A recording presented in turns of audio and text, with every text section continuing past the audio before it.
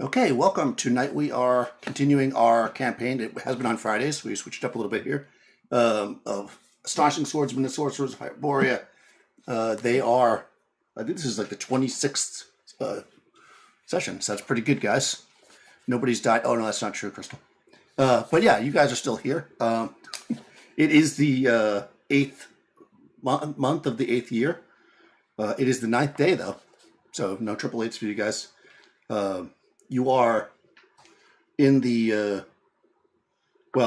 somewhat abandoned Kragoth Manor, and currently in the front room, number 5, as it would be in Roll 20, you had encountered some pretty terribly fierce statues that came to life that unfortunately took the lives of the Picts who you had kind of recruited onto your into the party to help you, and but through some clever tactics, you were able to destroy those statues and explored a new room to reap the wealth and benefits, only to find more of those statues. So you injured, fled into the main room, and currently you have been resting. This room is, I will give you the basic rundown again before we start. So this is the entryway, right? So wide marble steps, well, that was from the outside. Ascend. Inside, this place is marble with copper accents along the wainscot, whitewashed walls. As far as the tops of the there are 4 supporting pillars. There's a huge set of doors to your east, which is kind of the entranceway, of course, you know that. That's barred from the outside as the manor is surrounded, or at least being under siege from some mountain apes. The doors to your west are barred by you guys to prevent the metallic statues from entering. And to the north is the dining room where the great carnage happened, and one of your party members perished only 2 nights ago. To the south of you is the strange room that had the pillars with skulls upon it, and also a garbage bin. And right there in the middle, in number 5, is the party. So I'm just going to go around. You guys can introduce your characters, let us know what you're thinking, what your plans are, or maybe what happened last time. It's up to you. So go ahead, Tony. Tell us about your character. I am playing Brighild the Imposing, the Chimeri Celt Warlock. Um, she's thinking about what has transpired, and she's kind of sad to see the Picts, the demise that they unfortunately sustained. She was hoping maybe that they could help them, and they would help her group, but she knows that the group she has will do the best they what can. What has transpired, and she's starting liking with their newest member, Honest. Seems that she's kind of taken to her, thinking that she's going to do well with them, but she's really worried about Oltan and his way he's acting right now. She's wondering what's happened to him and how long this is going to last, and she's hoping that she really doesn't have to punch him and put him in his place. That's Brickhill, the Imposing. No comment. Nikki, what's Vanessa thinking? Mista's thinking she's glad that she did not lose another friend last time, as it was a close run thing with Cool. She's also thinking that she has to keep this giant wolf who's laying next to her happy, so she's feeding it little bits of rationed jerky every now and then, so that it just stays friendly to them, as its master or friend, druid friend, was killed by the statues, as Brighild mentioned. So that's Finesta, and that's what she's thinking. She is a bard. Excellent. Crystal, tell us about your character who was introduced last session and how they're adapting to the group and what's going on with them. Honest Cool is simply a traveler. You know, she travels from place to place and has happened to pick up a few skills here and there from family members and friends that she knows. She actually knows Pinesto from a long time ago. She happened to meet her when she was a teenager.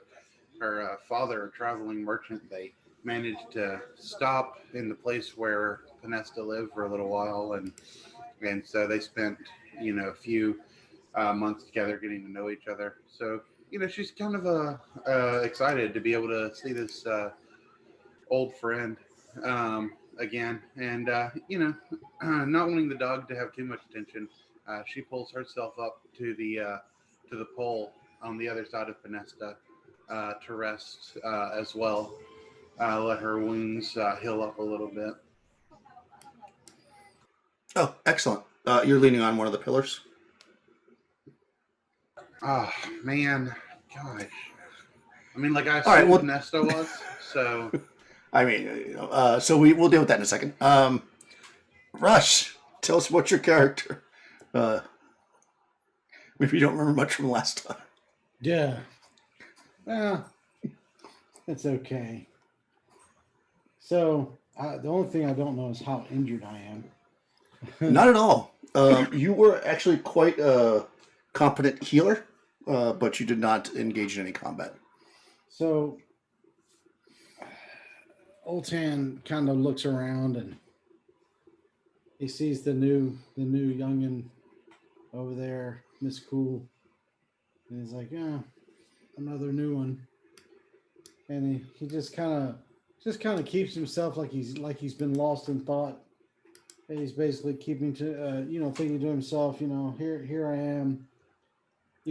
I heal, I keep the others alive. I swing my mace, I kill, just like some of the others. Yet to take a mortal wound. It's painfully obvious that I am the most important member of this party, and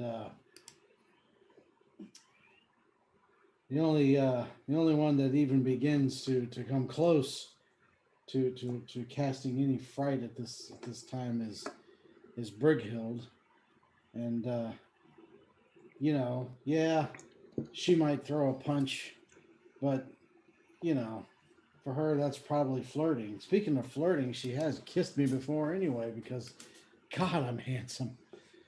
So he just kind of looks around at the injured people and everything, and he's basically just like, so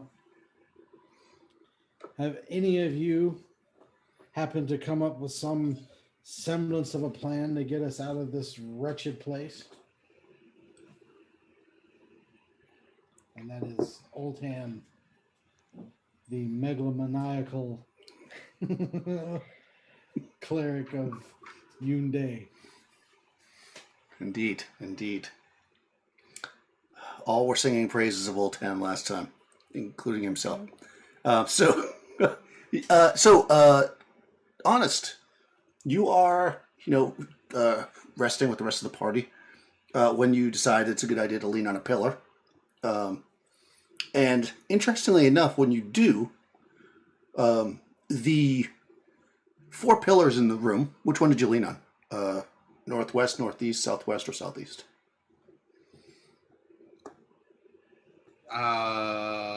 Let's see.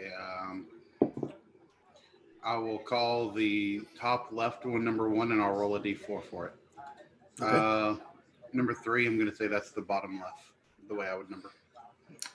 Bottom left, so that's southwest. Okay. Yeah. All right, so you lean against the southwest pole. Everybody's in this room kind of, hoping that nothing comes in, as you're kind of resting. And when you lean against it, you feel, well, you probably don't notice because you're leaning against it, but everybody else notices that the shape of the pillar changes. It goes from being a simple wainscot covered pillar, all of the pillars in the room actually change, to what appears to be a intricately carved a pillar, which each of them seem to bear a demonic porcine visage at about the 6-foot part. So you're on the ground, right? So it's like above your head, and all of the mouths in these visages are mouthing something. They seem to be speaking, but you can't hear anything. So they're like,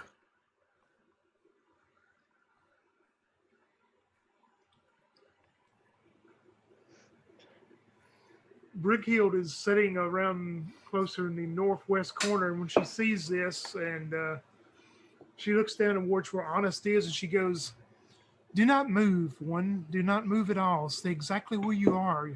You have activated something, evidently. Panesta, can you make out what they are saying, or do you have any spells that would help us in that manner? There's nothing I can do." I don't have any spells that do that. Does the wolf have And any reaction, Daniel? No, the wolf doesn't react at all. Okay. I'm going to walk up to the northwest one, a lot closer to it, Okay. and just right in front of it to see if I can make out what they're saying. Yeah, me too. All right. So it says, the referee is advised to silently mouth the phrases to each pillar. So here you go. I'm going to silently mouth the phrases. Northwest.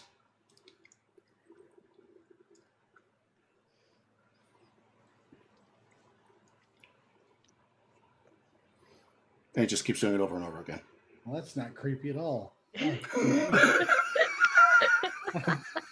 Terrible at reading lips, but I don't know. I'll do that again. Would you like me to do it again? Okay, I have a plan. Oh, I think we should head for the front door and run as fast as we can away from this place. No, there are things here that I know definitely Panesta and I are still in search of, and Yes. I'm not ready to leave yet. Despite the creepy pillars.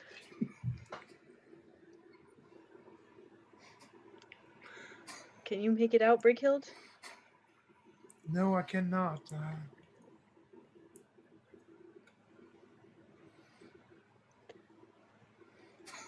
Well, Ted, you're the best at lip reading, right? Because you're the best at everything. Can you make it out? I am quite a lip reader, as anyone would know, but these are porcine visages. I am not skilled at the arts of reading pig lips. The pig is only good for barbecue and bacon.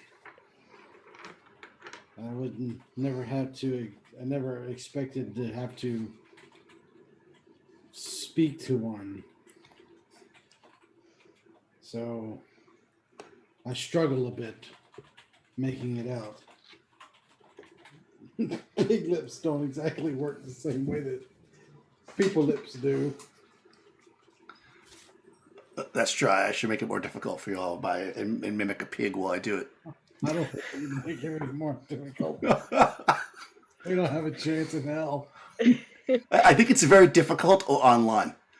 In person, maybe it would be easier. I mean, I can see pretty clearly. Just can't do it.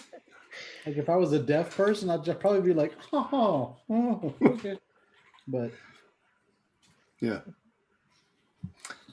So yeah, I will tell you this though. I mean, they do all seem to be saying something different.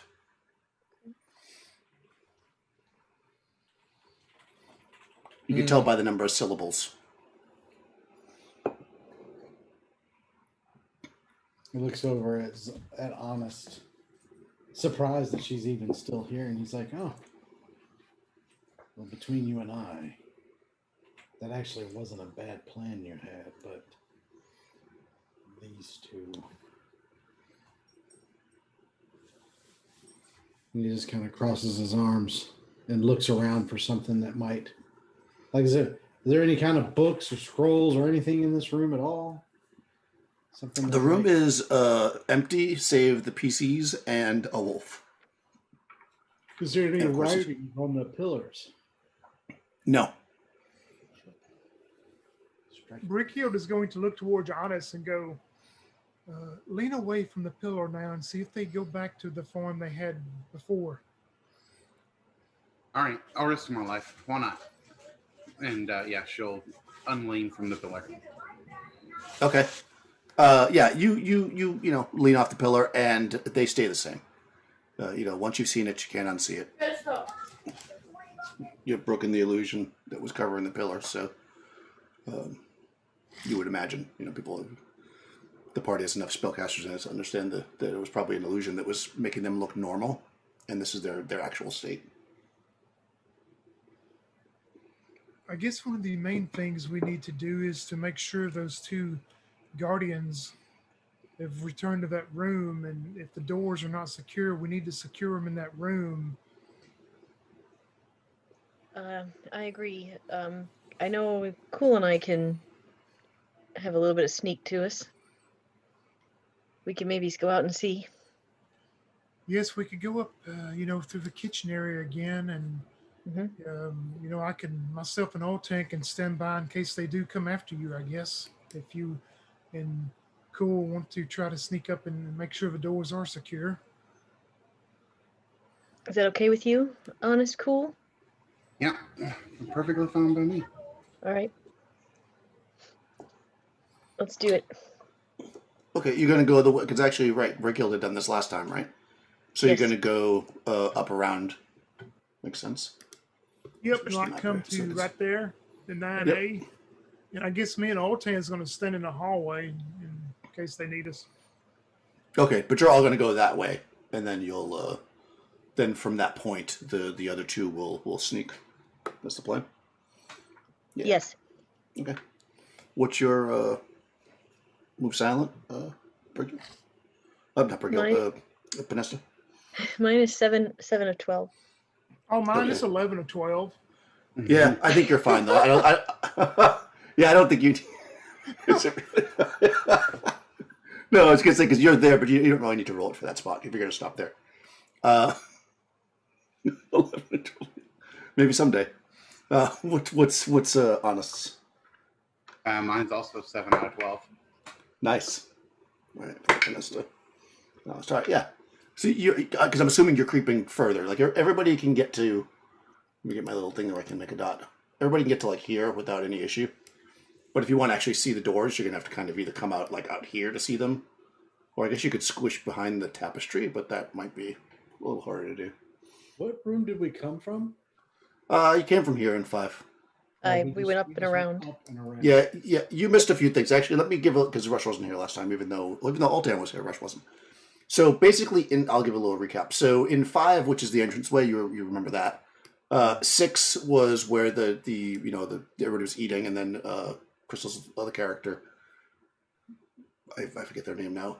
Once you're dead, a couple of sessions, I don't remember them anymore. Died. The thief or whatever it was. And then up here is the kitchen. I think you remember all that. This room appears to be some kind of a bedroom where picked dry bones were found, human bones, that is. Also, and then down here you find a set of stairs. But we haven't gone down there yet. No.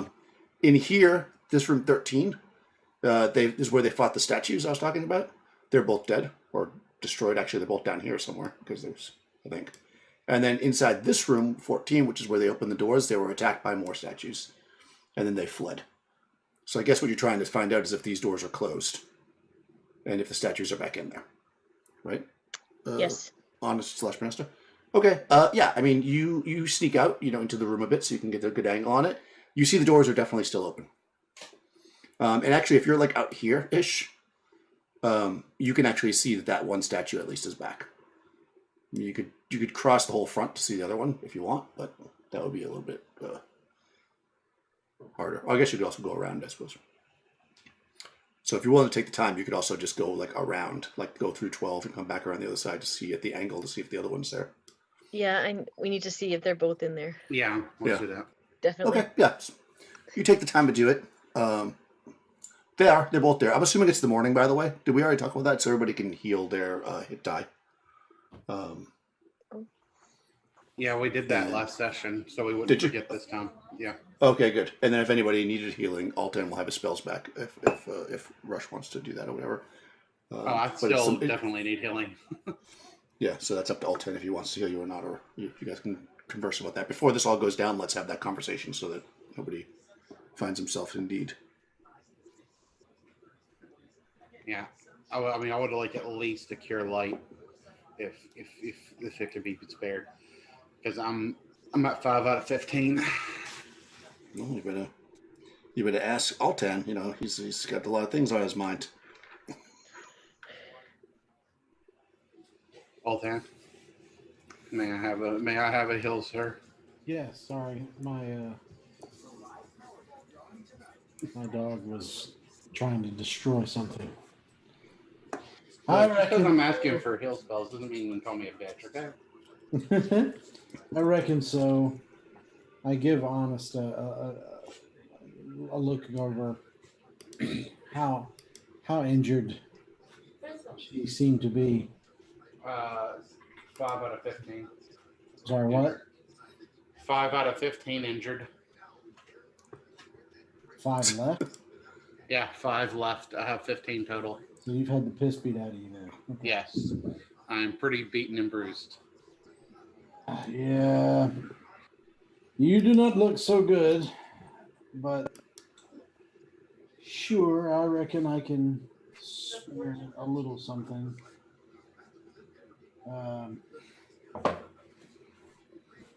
Uno momento. Damn it. Oh, there it is. It was a 2d8, right? For which one? Or moderate. Yeah, I think moderate's 2d8. Yeah. Sounds right.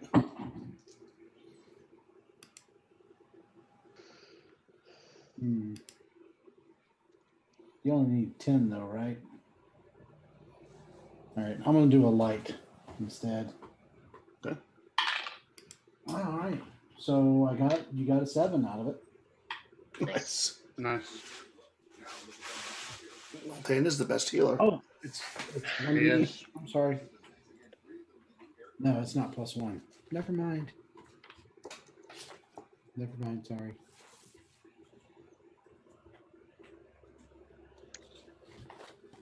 Yeah, it just as a d8 straight. It doesn't have the +1. A lot of games do d6 +1, but it does d8.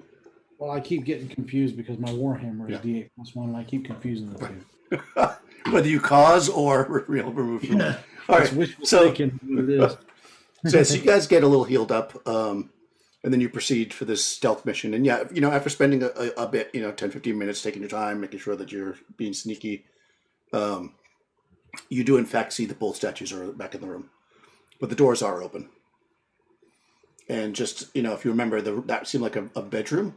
And unlike the rest of the manor, that bedroom looks to be in pretty much pristine condition. Right. Yeah, that sounds right?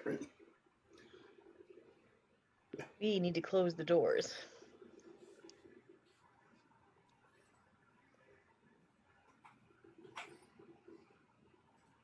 I don't think they'll attack us once we actually go in the room. Do you want me just to try to close them? Cool.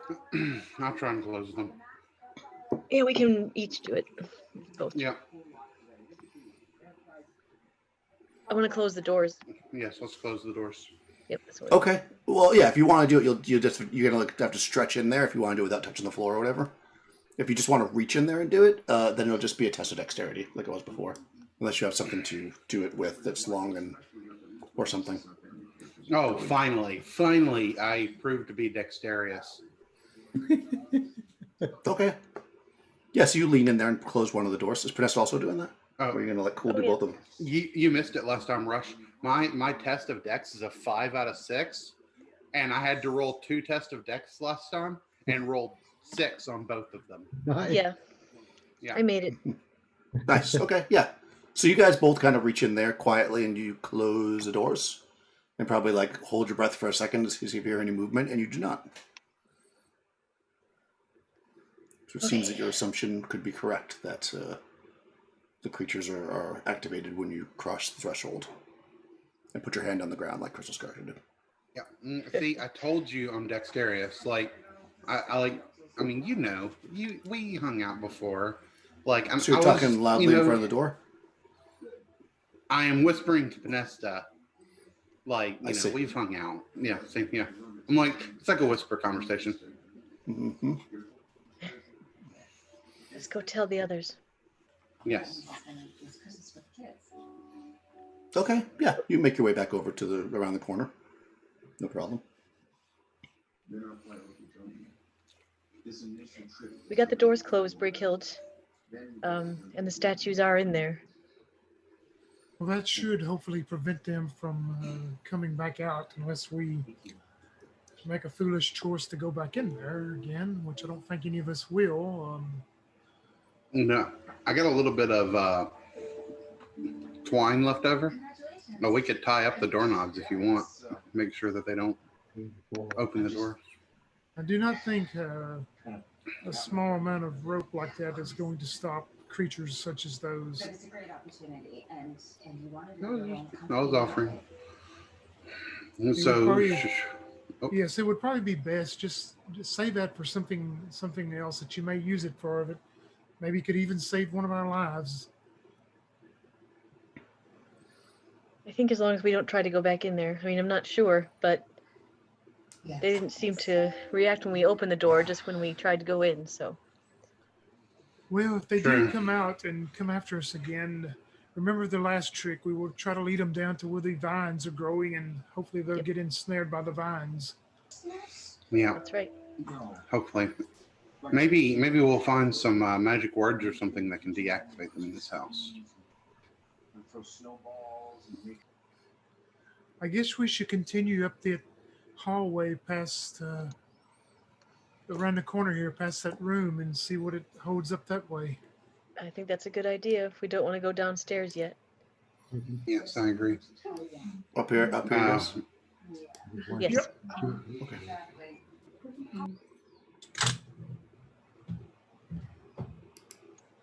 I'm sorry, Christy, you were saying something? I just wanted to see what to clear.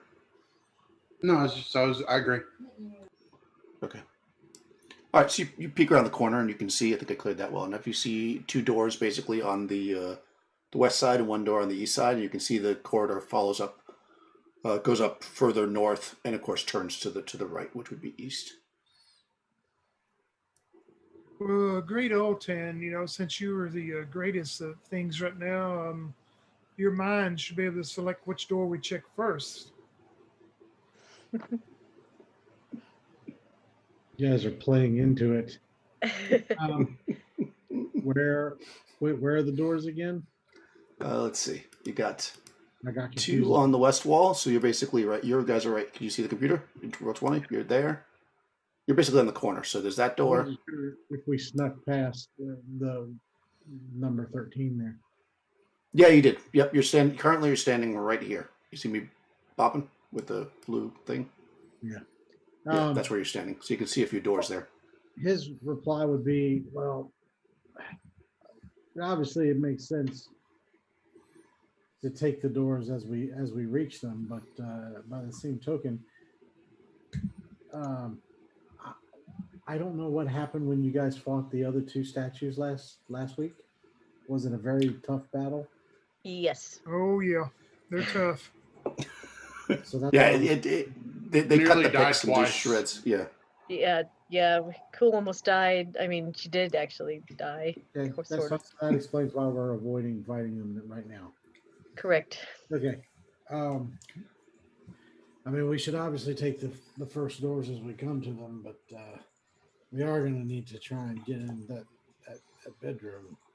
That there's probably untold riches. That's it appears to be the master bedroom. Oh, we know there's good stuff in there, but Well, you are the master, so I guess it will be your bedroom. Well, I'm not going to argue with you. Oh, also, I'm sorry. You would notice this too from where you are. I'm sorry, because I'm looking at the descriptions to make sure there's anything else I can tell you. This one right here, the first door that you're standing next to, is also boarded shut from the outside. It's got like a handful of boards like nailed across it. So I would look over at Panesta and honest and point at the door and say, "Can you hear anything on the other side?" we can certainly check. Yeah, we'll listen. right. My listen is a discern noise 6 out of 12. Okay. How about you, Ernestus? Same? Same. Yep. You guys are like twins. So you I both do place love your... playing twins. Yeah. It is fun. You place your heads against the door and listen for a moment. It seems quiet. You don't hear anything moving around in there, either one of you.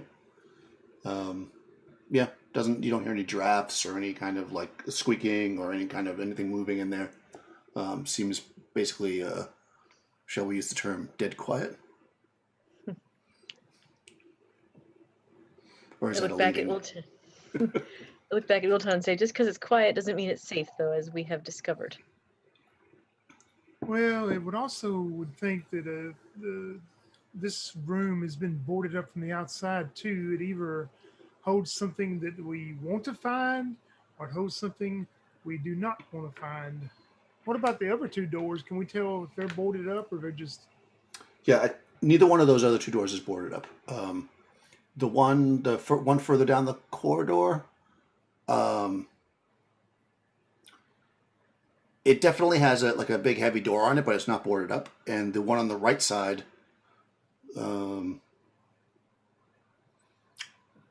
just has a kind of a regular door. So as you're looking at the doors, you've got the one closest to you is like a standard door, but it's boarded up. Not completely, but there's a few planks across it.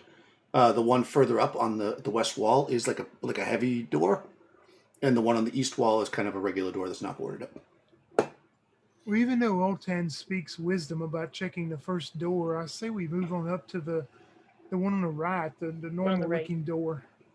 I agree. Just so that you know, in the future, if we do decide to open this door, I happen to have a pry bar with me.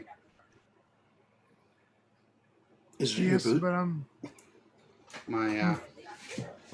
My uncle always said, "Always carry a pry bar. You never know when you may need it." Yes, but those things will make quite a bit of noise, so we will hopefully save that to last.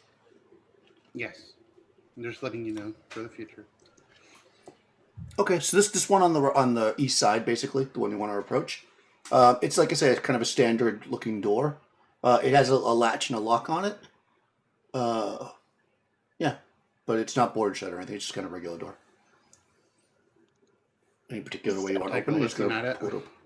Okay. Cool. Is the door locked? Yeah.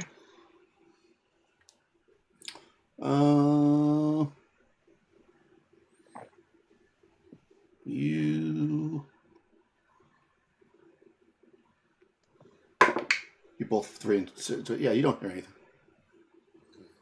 Okay. All right. I'll gently check the handle, see if it's unlocked. It is unlocked. Yeah, it doesn't seem to be locked. It's unlocked.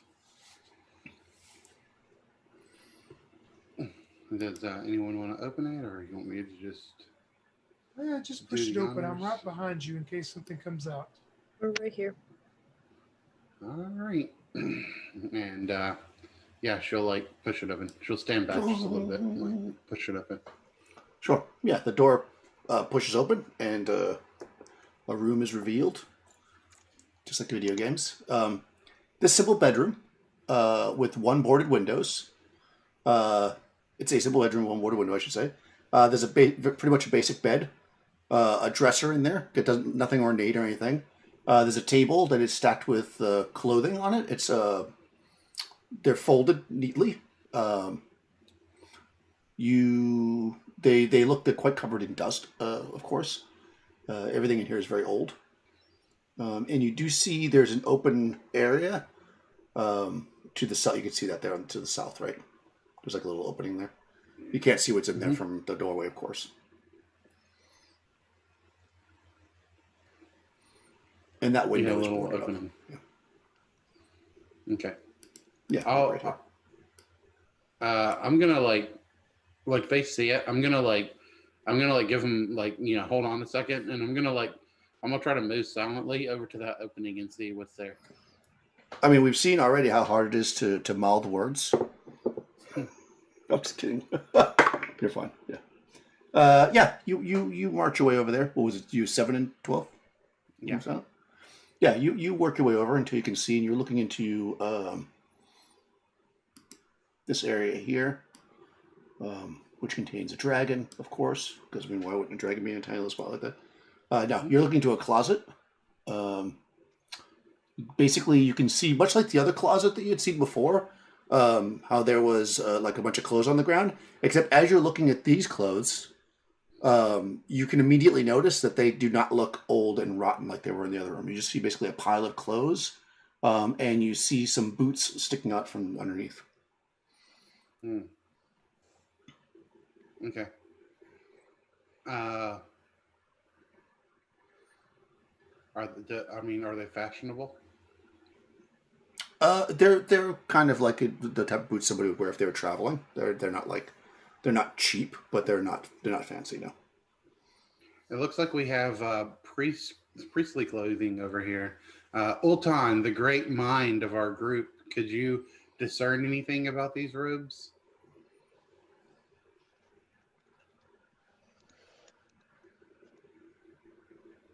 Did I say priestly, or are you just saying that for roleplay? I thought you said that they were like something like a... Like you were traveling. Oh, just traveling clothes. Yeah. I thought I heard like priest traveling. I don't know why. I thought you were just role playing to get Altan over there. Yeah, me too at first, but then I was doing. like, yeah, I'm just role playing to get Altan over here. Yeah. Yeah, I thought that at first, That's but then I was doing, like, guys. maybe she did think I said that. I really did thought you said that. I don't know why. Oh, yeah. Uh, All right. But now you're role playing. So all 10. Yeah, I look at the clothes and I just kind of pick them up and say, if they're priestly robes, they're priests of a god. It must be some lower god. These are the clothes on the floor in the closet, right? You picked them up to look through them. Okay. Yeah, when you do that, you can see they're clearly not priestly clothes. But what they are is covering a body. And you immediately pick the stench. You know, it's been rotting in here for probably a few days at least. So it's got a smell to it. It's not very old, so it has that fresh kind of like, oof. And you see a man that's wearing, looks like some kind of like leather armor, like simple leather armor, because you see his boots sticking out the bottom. And he's laying on his face, and all around his neck is swollen with these black, pussy sores. And of course, he's face down. Are the boots attached to him? Yes, they are. So I'm gonna take it and I toss the robes aside, and I look at Honest and I say, "Could you not smell that? Dear God, girl." not until you took that shirt off. Maybe it's a magic shirt that like prevents you from being able to smell things. Yes, well, feel free. And he waves his hand and walks back to the middle of the room. While that's going around, Brickhill's going to look around the main room, the bedroom. Okay. She's mainly just looking to see what she sees and looking to see if anything's out of place on the walls. Okay. Yeah. Not really. I mean, what you notice is that, of course, the window's boarded up, which of course is unusual. And you see that the bed probably had some kind of a headboard that was torn apart to make those boards. But as you're kind of looking at it, you can see this is very basic, and compared to the other rooms, even the rooms that were destroyed, this is very like lowly, probably a servant's quarters maybe. And looking through the clothing that's on the that's folded up and stuff, and the what you find to be linens, you see that that's probably the case. Looks like maybe they're like servant type, very basic servant clothing. Although some of the linens were nicer, maybe they were storing them in here. They've since rotted away. So, but you don't see any kind of like passageways and there's no art hanging on the walls. It's a very, very sparse room. Does the way the windows are boarded up, does it appear to be similar fashion down there where that door is boarded up? Yes. All right. Yeah, she doesn't say anything right now about that. Okay. Did you want to investigate this body more, Honest, or anything? He had these big, thick, black pus things on the back of his neck. I think I'm going to leave that alone. Okay. I don't think I'm going to mess with big, black pus things that could explode and spew who knows what all over me. All right, fair enough. Okay. So the Just room's don't starting look to. at it. Okay, yeah. The bottom. So you lean down. You can see that it looks like. I don't think you've actually encountered this before, but you would. Actually, you haven't encountered this before, because you fought these before. You see that they look like they're like, you can see pinch marks, like bite marks, and you probably remember having fought some large insects in the past. And clearly, whatever this was that attacked him had some kind of poison. And you can see that it swelled up and was all pussy and probably cut off his breathing, and he probably asphyxiated. But what's interesting beyond that is that beyond underneath, like when you're striking his neck, you actually see a chain. It's like a silver chain, and if you were to like push him back to look more, you would you'd see that it holds on the bottom an amulet. Oh. The amulet is what shaped. You know what? Make a well, I guess you would know this. Medieval. It's shaped like a brain. It's shaped like a brain. I'm just gonna say you know what a brain looks like. I think people would know what a brain Right. looks like. Yeah, yeah. It kind of has the shape of a brain. And tentacles. No, I'm just kidding about tentacles. No, it looks like a brain. At first, you're probably like, "Is that a potato?" But then, as you kind of look at it, you can see like it's pretty well crafted out of silver. Yeah. That's interesting. Silver brain amulet. Brickhild, have you ever seen anything like this? Yeah, she'll take a look at it and any kind of check to make for. Yeah, I mean, probably not. It doesn't look like it's any kind of insignia or anything. It's either just decorative or possibly has some kind of maybe if there was some kind of an ancient school or something. Although this guy doesn't look ancient. As you're looking at him, he looks like, actually he's also a Pict, which you can pretty much tell by looking at him. So yeah, it doesn't actually. What I would say is that Brickhill would know that it's odd. It definitely doesn't look like something that a Pict would normally wear. It's not like normal for a Pict to have something like this. Because they don't know Panesta, what I brains think look like. maybe that he took that off someone else. That just doesn't look like something they would normally. They're not that fashionable. Let's put it that way. True. But this place is strange.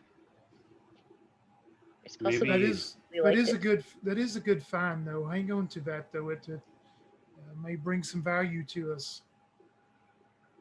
Maybe Yeah, check it in front of that mirror later. See if it has any Yes. kind of magics on it. Exactly cool. Exactly. I'll take the silver chain with the brain. You're gonna take the silver chain brain? Okay. I am. Yeah, you grab it off. She's gonna take it off his neck. Yes. Okay. Yeah, you can do that. I mean, it's not too bad. I mean, it's like there's probably like pus and stuff. You just take it off. It's like crusted on there, but it doesn't have like a latch. You have to just like take it off. Okay. But yeah, you could pick it up and you've got it. It's pretty heavy. I mean, it's silver. It definitely feels like it's probably got some value to it. Of course, he's quite smelly. But as noted, he's been dead for a while, but not that long.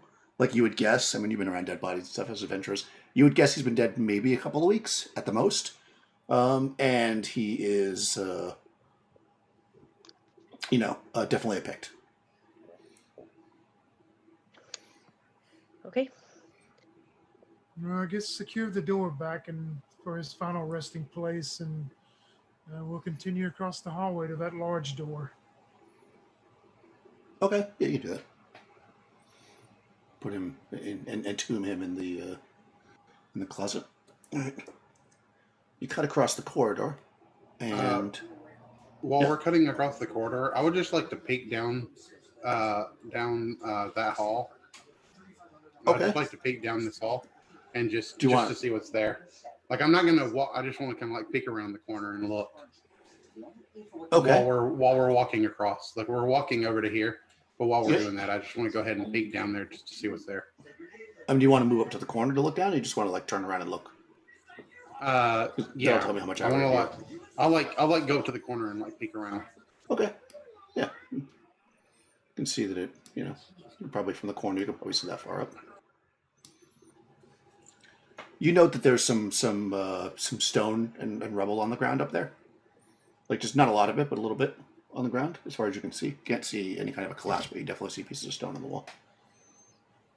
On the ground, rather, I should say. All right, as you look at this door, like I said, it's kind of a normal door, but it's very like a heavy duty door. You can tell it's very thick. You wouldn't be able to just like shoulder it open very easily. I mean, maybe Breakhill would be able to, but most people wouldn't be able to just shoulder it open.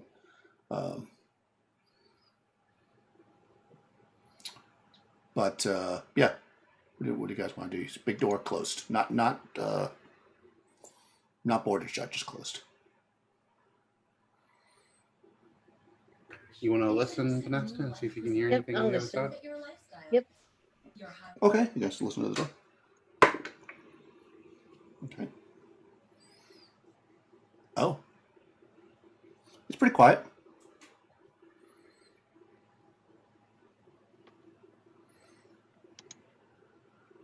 You want to check and see if it's locked? Cool.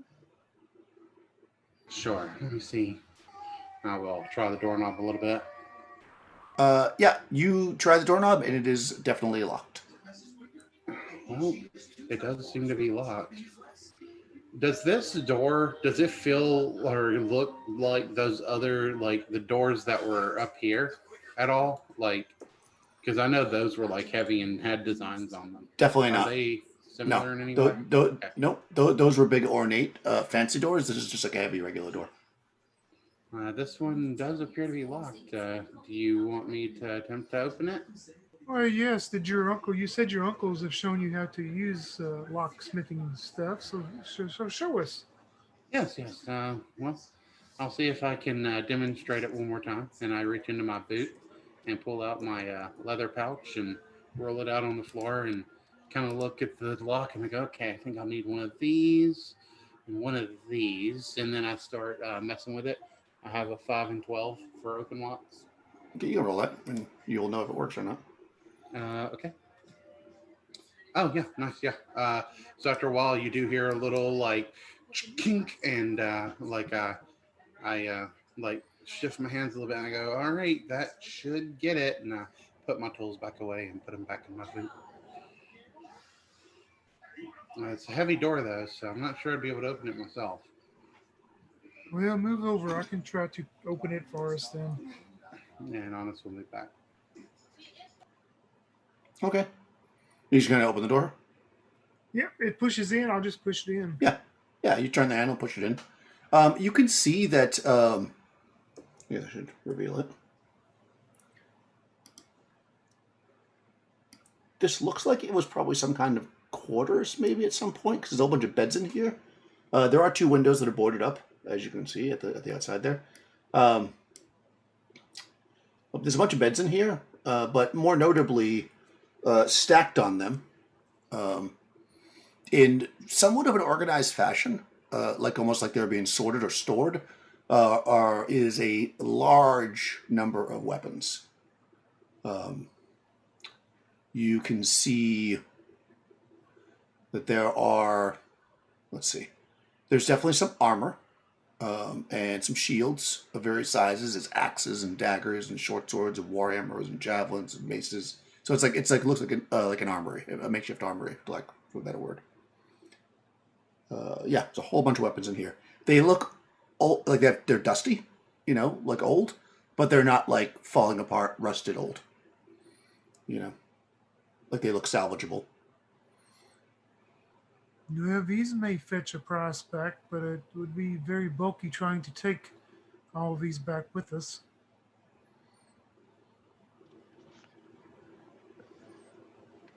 Do any of them look different or special that we should try in front of that mirror?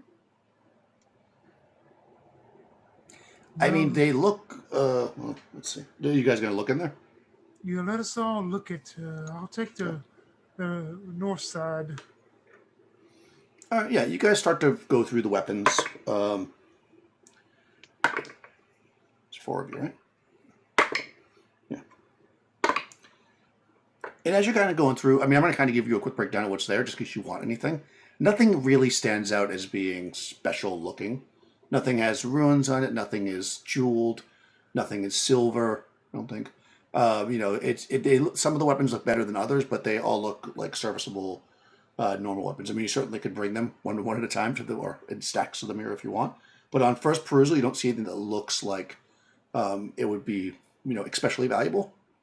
But there are, like I said, hand axes and daggers, short swords, warhammers, javelins, a footman's mace, long swords, scimitars, a short spear, bastard sword, long swords, one two-handed sword, a trident, a pike, a hooked throwing knife, which is always fun, 3 long bows, 8 short bows, 1 light crossbow. And there's 31 arrows and 5 bolts. So, basically an arsenal. you know. Yeah. I mean, if you want to take the time to run the stuff back and forth in front of the mirror, you certainly could do that to be 100%. But I'll say on looking, nothing appears to be spectacularly special. Okay. Yeah. If no one cares, I would really like to take that that hook throwing knife. I think that's something I can use. But if anyone else wants it, that's fine. Go right ahead. It is pretty Hey badass. Daniel, well, I'm gonna ping real quick. Is this a door or is it a window up the northwest corner? Of the room? That is a door. I'm sorry, and there's a door in here. Sorry, thanks, Tony. Yes, then there's a door there. I got so excited about the weapons. There is actually a door there as well. That door it's kind of like a normal looking door. It doesn't have anything. Nothing. No, hold on. I'm reading the wrong one. Okay, so this door is carved with bizarre symbols. A goat skull inscribed with hieroglyphs. Actually, you're looking at it and you're a warlock, right? Yep. So you would immediately know that this looks like it is a sigil that is related to necromancy. Brighild will kind of get a disgusting sneer and looking towards Honest, and Honest may take it the wrong way at first. And she looks towards Panesta and she goes, "Oh, this is something it's something of dark, evil magics known as necromancy. It is something, Oltan, the Great there, Oltan, that you would not like at all either. I don't know if this is a symbol to keep us from going through here or is a warning or if it's some type of false deal, but there may be something worth behind this door, but I don't like it." No, necromancy is foul. I'm just going to say out of character real quick. I'm not going to take that hook throwing knife. I can't use it. I thought I could. Cool will say, well, I mean, we did have that weird fire creature that we fought earlier, and there does seem to be a lot of death around this house, so I guess it's not too big a surprise that there's some kind of necromancy going on. What do you make of it, Ultan the Wise?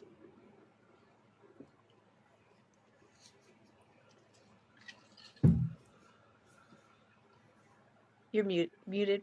I see nothing that other than what you've discovered or what you say. It is foul most of the time. Sometimes it has its uses to speak to the dead, but I doubt that's what is happening here.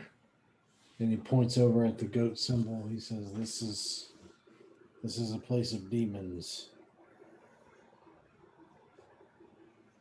Well, how confident are you if I open this door and there's an army of undead standing there? How confident are you that you can stop them? Oh, I mean, just the mere undead, they would stand no chance. Of course. Confident. No, I do not feel good about going. I have an easy feeling about trying to go through this door. I don't. Open the door, woman. Let us see what is inside. You bring your ass up here and open the door. I go up there and I grab the thing and I put my ear. I pull my mace out because that's also my holy symbol. And I put my ear to the door. Do I hear anything? If you're going to put your ear to the door, then you will be touching the symbol on the door. So just know that. Oh, okay. Well, no. Because it's like, well, I guess you could get on the ground and do it because it's like right in the middle of the door. It was like above the door, so no. Oh no, it's like on the door. Yeah, I mean you can do it. I just want to point that out. You will be touching it. Yeah, piss on it. Let's open the door. Do something. All right. All right, so you're going to grab the handle and open it. What's everybody else doing? Brickhill is Ready, standing about shot. 10 feet behind with her spear and shield in case something comes out. Yeah, I've Okay. drawn my sword. Yeah, I'm ready, shot. Okay, perfect. All right, you pull the door open, and a burst of foul energy erupts from the room. Everyone needs to make a sorcery saving throw. You can modify it by your defense adjustment, so your dex adjustment, basically. I'm going to kill you, Old Town. Nice. Well, I mean, there's no one dead. I get a +2 to savory, and then I got an 18 dex, so I got a +5. Watch me Nice. roll a 1. I rolled just on it with that +1. Nice. Dirty Speaking 20. of rolling natural ones, I just rolled a natural one. Oh, no. God. All right, well, if you fail the saving throw, you're going to take 16 points of damage. Oh, If you pass, you will take half that. Boy. Yeah, and the room is just covered, like it's your skin burns, and you feel this this terrible like grip of death on you, catching your breath, and then you kind of, when you open your eyes, you can see the room is covered in ash. The room that you're in, and of course you guys are all covered in it because you're standing in the room. But through the door, An army of undead now kill us all. you see. All these windows here these are all windows, none of them are doors. They are all bricked in. I'll just point that out now, as opposed to being boarded up, which some of the other ones were to the outside. All right. Whoosh. Okay. But this chamber with 5 bricked in windows is lined with the flayed skin of victims hung on the walls on rope and hooks. Some of the skins are recognizable as human. Others seem to be skins of quasi-men like ape men or mountain ape and fish men. Dried human intestines on the floor seem to be positioned in a spiral pattern.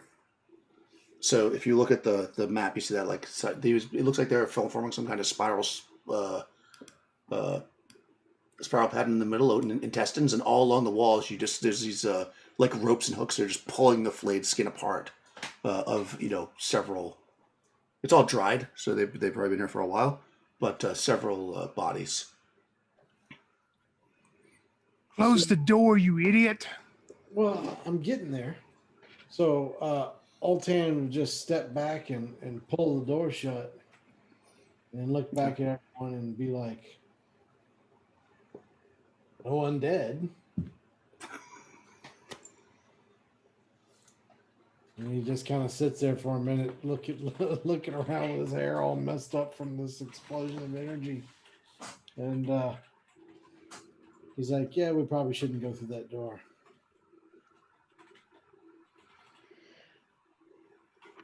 Yeah, guess not.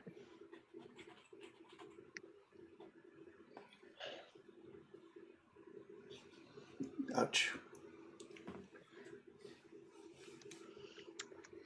So, who's Yeah, ready yeah. to sleep again? Right.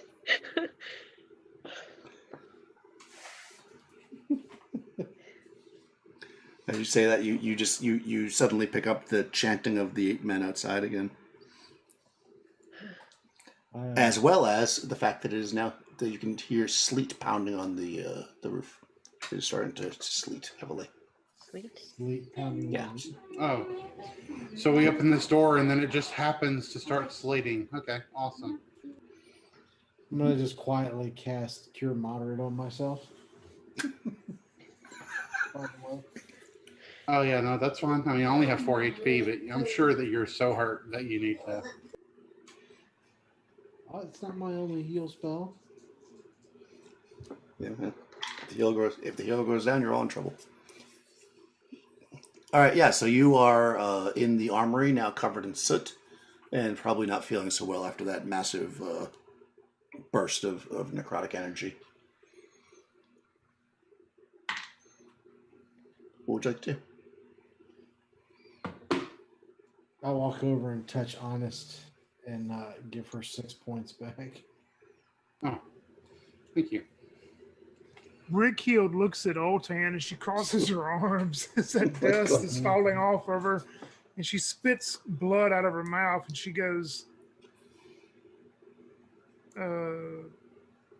whatever, and turns around and walks back out in the hallway. Poor Brickhill. She's going to punch you in the face at some point. You do know that, correct? Oh my god. So Altan look over at Pinesta and say, yeah, well, you know what? You know, everybody keeps making these jokes. Altan the wise, Altan the all-knowing, Altan the blah, blah, blah. So, well, stop pumping my head up. Maybe I'll make better decisions. This is y'all's fault. I can see that. You know, it really wouldn't matter if she did punch Old Man. He probably has a jaw like a brick wall, you know? I mean, Old Time the Chisel. See? She knows. Mister will follow Brickhild. Okay. Yeah, you guys are out in that hallway, and like I said, you can hear. Go ahead. I was just gonna say, Honest will follow Vanessa. Okay. Yeah, you can hear again. The chanting is getting louder from the shaman. It actually sounds like possibly maybe there's more voices joining in. I mean, you can't really make it out because it's in Mountain Ape, of course, but you definitely know that that you know, especially you got a lot of spellcasters in the group, that whatever it's doing is reaching some kind of a climax. And of course, the sleet starts coming down. If those creatures burst through the front door any moment now, I am in no shape to take any of them on, thanks to... And she looks back towards Old Town without speaking his name. Yeah, same here. Altan's in the back going, mouthing the words, bring your ass up here and open the door,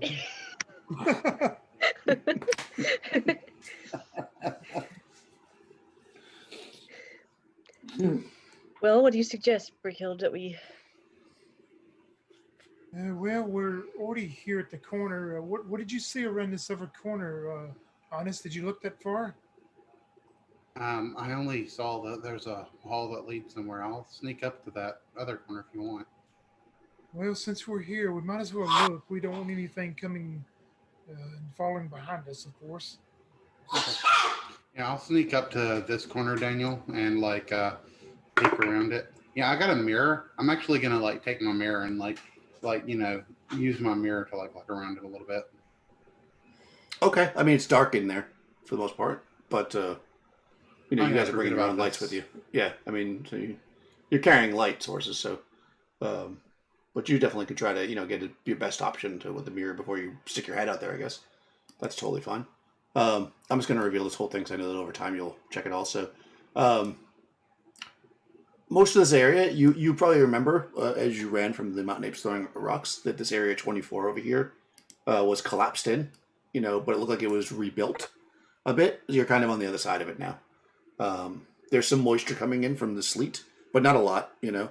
You think you could probably dig your way out if you had to, but it would probably take a while. The rest of the rooms over here, though, seem to be deserted. They've got like mud and dirt and them stuff from the collapse. Probably that area was exposed to the elements for some time before somebody repaired it. So this area has been kind of ruined. Does it appear, though, the mountain apes could have easy access from the outside in through this way? Not easy. They would have to dig it out too, but of course they're quite strong. You know, you would definitely hear them. Because Brickhill will look towards Honest and go, it would take those apes some time to come through here, but if they did want to try that, did any of your uncles show you any, well, I think the word is traps? Maybe you could set up a trap where some of the rubble could fall in on them if they do come through this way? Well, how did you know that I had an uncle who was a hunter? Like, yeah, I'm sure that his wisdom will come in handy here. Yes, we all had those uncles like that. Even I have a hunter. Yeah, he showed me a few tricks, you know, for catching prey unaware. Let's see, I have, let me tell you what I have, Daniel, and you tell me what I'll need to set that up. Let's see, I have, well, I have several small sacks and large sacks. Let's see, inside of these small sacks, well, I don't have a bell anymore because I used that. I have about, I'm going to say 80 foot worth of sinew left, a small hammer, 8 iron spikes, also have 12 fish hooks, and a fish string 100-foot ball worth, and 2 sewing needles. Okay. So you want to set it up so that they start to move stuff, the thing collapses? Yes. So you want to remove some stones then. That's all you really have to do, right? Remove some stones so that it becomes more fragile, so that somebody unsuspecting pulls it. Just, but what that'll do is, in a practical sense, if you're doing what I think you're saying, it could collapse on whoever's trying to do it and make them get hurt. But it would also likely make it easier for them to get in because it would open the space up. Is that what I'm understanding? Well, Tony, is that kind of what you were thinking? Well, that's what I suggested at first, but we could also, Panesta, what do you think? We could also go and get some of those weapons from that room, and we all have rope and twine and string. If we could maybe set up some of those weapons, if they did come through a space, those weapons would fall on top of them, like those axes and spears. True, but if it didn't kill them, then they'd have weapons. Well, that's true, but Mountain apes with a battle axe doesn't sound fun to me. But I was hoping it would at least injure them enough, or maybe take 1 or 2 out. We could certainly try. I'll help you set it up if you'd like. There's that room that is full of bones and stuff. I mean, if we took a little bit of time, we could maybe create like some bone spikes and set it up like in the hallway here. And so if they come through, they'd be stepping on spikes. Might take a little bit more time, but... Well, why don't you and Panesta work on that, and I will have Oltan help me. We could try to do both things. We could move some of these rocks to set a collapse, and maybe you set up some kind of spike trap. All right. Yeah, sounds good. All right. I'd love to work with Vanessa. What bones are you talking about? You said that the, room 9, I think it was, that the ground was littered with bones. Oh, yeah, I mean, they're like human bones from somebody that was probably eaten by the Picts. That's what you want to use? I mean, we don't really have much else around. Okay. It's kind of a carb, but okay. Yeah, you can do that. If that's what you want to do. That's kind of weird, but... Unless maybe we... how many tables are left in room 6 here? How many chairs and stuff are left? We could take the chairs. Well, there's definitely tables and chairs, yeah. I mean, chopping up human bones to use them as a defense seems like a pretty extreme measure. But yeah, okay. We'll use some chairs then. Let's use chairs. And we'll, put them in the ground so that if they... we'll try and, set them into the ground. Maybe remove some flooring or something if we have to. So the floor is... they're walking. The floor is marble. Okay.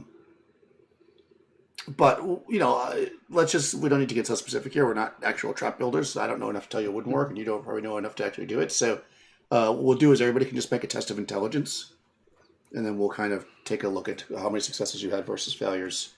And we'll just go from there. I like the idea. Yep, I passed 3 out of 6, cool. And I got a 3. Nice. I also got a 3 for 3 out of 6.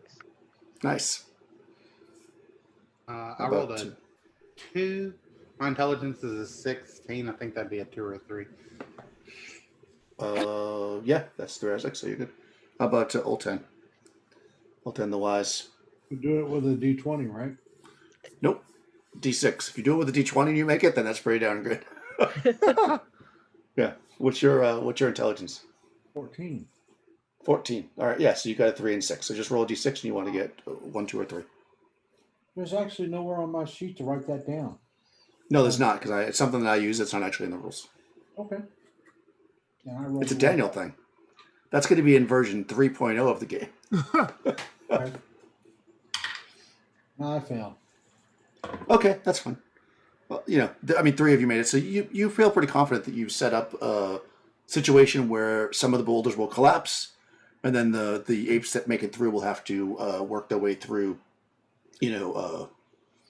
well, and some weapons are going to be pointed at them and such and collapse onto them to cause some damage. And then also they'll have to work their way through some kind of spiked out area with chairs that'll slow them down at the very least, if not hurt them. But yeah, that you think you feel pretty confident. I mean, that takes like all day to do. I mean, that's kind of a process. Walking back and forth through the manor, chopping up chairs, building a thing. Does the storm continue all day too, like the hailstorm? It does. Yep. It continues to sleep all day. Do we get like an awesome montage of us like building traps and? Yes, for 3 successes, I'll give you a great montage. Yeah, you get a little A-team montage going on. There's always some kind of grinder. If I don't know where a grinder came from, you grind us out. It's like, anyways. Yeah, so you guys A-team it, and you make that area very, very secure, as far as you can tell. Rickhild is going to walk over to when they finish to Nesta and Honest and whisper to both of them and go, well, you see which ones of us were the most successful. The great one himself, he failed. Well, he's a legend in his own mind. Yeah, I mean, it's probably because he's been so, working so hard at all of his amazing healing, He is a good healer. And he tired his brain out. This is how bad doors can open, y'all.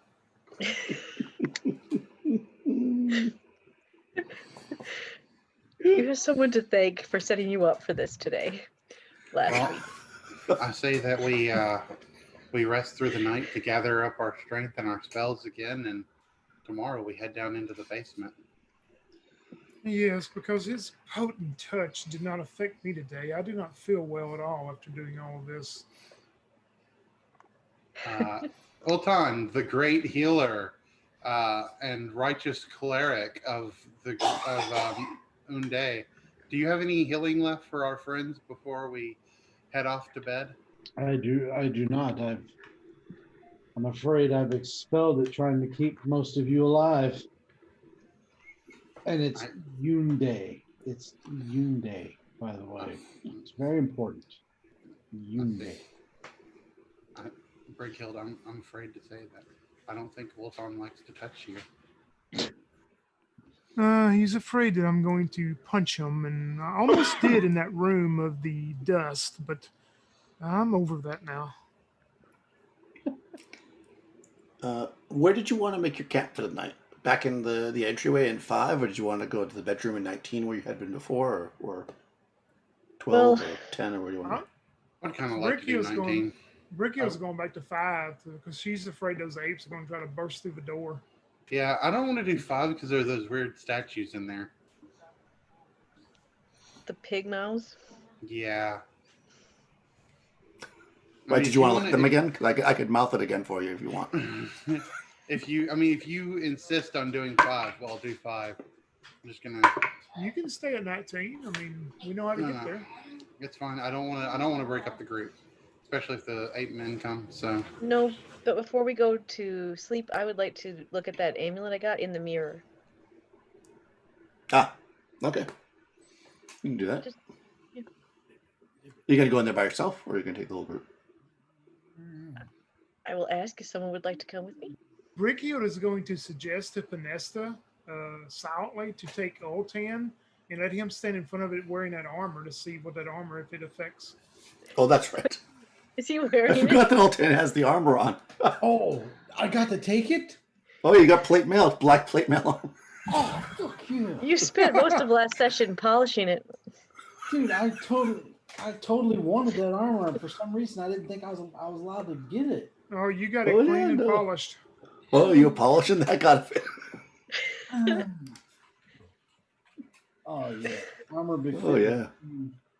So what's my new armor class now? That's a good question. It's plate armor. Okay. You said it's plate. Yeah, it's plate mail armor. Let me look them up. Let me just make sure it's plate armor. When you stand in front, if you get them in there to stand in front of it, it's not magic. Okay. Full plate or plate mail. Plate mail is it's AC 3, and it has a DR of 2. And it makes your movement 20. Is that DR per hit? Yep. Yes. Yeah. AC 3, you said, right? AC 3. DR 2. And your movement is 20. Ouch. It weighs 40 pounds. Yeah, it's heavy, but it's badass. It is. Get an awesome, like, helmet with giant metal moose antlers. I hope we don't have to, like, go across the lake at some point. Okay, we'll build a raft. Ha. And you'll sink everyone. Oh man, I'd have been like, oh, so one thing I would have done since I didn't know that I had this armor, I would have cast. My plan was to cast detect evil on the armor. Yeah, before you put it on. That's fine. Well, It's not obviously, evil. too late now because I've been wearing it. Yeah, So that's true. I was Yeah, I mean, gonna- you were obsessed with putting it on. I mean, yeah, but like last session, that is Yeah. like if I had gotten it at the end of the session I played when we killed the dude, I was Yeah. going to cast that on the armor. So sure. Yeah, it's full plate. By the way, it's not plate mail. oh shit. Oh, The so AC, it's is 1. Yeah. Everything And else it weighs a bit more. It weighs 60. So. yeah, 60 pounds. Yeah. But the DR is still the same. Yeah. But it's AC 1, yeah. So you are pretty hard to hit. Yeah. Sweet. So when those statues we tough. let out of the room again, we can take off running and he'll get his ass left behind. That is true. He's going to be way slower than y'all. Like, But, stay behind me. but he'll have AC 1, yeah. So just So if 0 I if you have a shield. if I had cast detect evil on the armor, would it have given me back anything?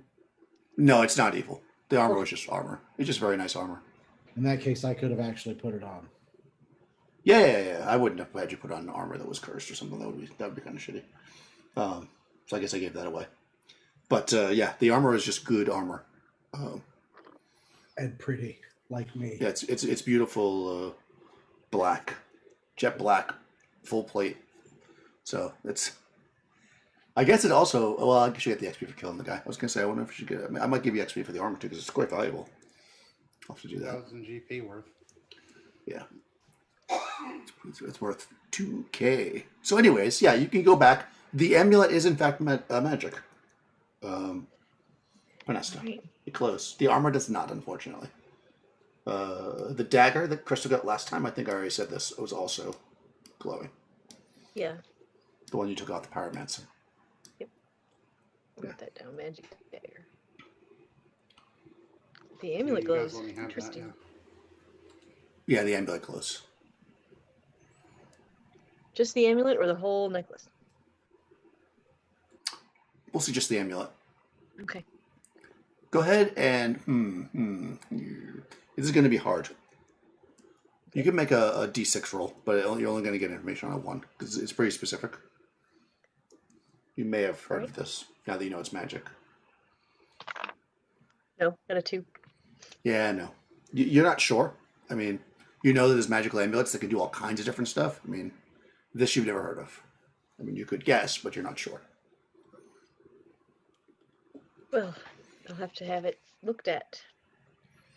Well, that's one way to do it. Oh, come on, Panesta. Live a little. That's certainly the safe way to do it. Well, it's heavy. It is heavy. I don't know if I want to wear it if it's all heavy. Yes, but you will look fabulous. I already look fabulous. Yeah, I'm I gonna was put it about to back say in. she's already. That's the spirit, girl. Please do not let any more heads swell besides the one we have now. No, don't worry, Breakhild. I'm just gonna put it back in my bag for now. Okay, yeah. Okay, break. Fair enough. You look fabulous too, darling. All right, and you all head back to 5. You see the wolf is very anxious. It feels like you can tell. I mean, it's a wolf. It's been inside for days. Where it was very friendly yesterday. It's kind of by the door when you get in. into the room, it looks at you and starts kind of growling a bit like. Vanessa, he is your friend, but you know his animals are usually do not get the wild out of them. I know from where I come from, but should we just open the doors and let him go? I think that's probably what he wants. Do you want me to help you open the door a crack and see if he'll go? I can open the door if you want to see if he will go. Hopefully, he can outmaneuver the apes and their rocks. Well, he seemed to do all right just sitting out there earlier, so maybe he can. Look out for my bell above the door. When you open the door, it rings the bell. You might want to. I'll disable that for you first. Okay. So you're all three going to approach this door with the wolf in front of it?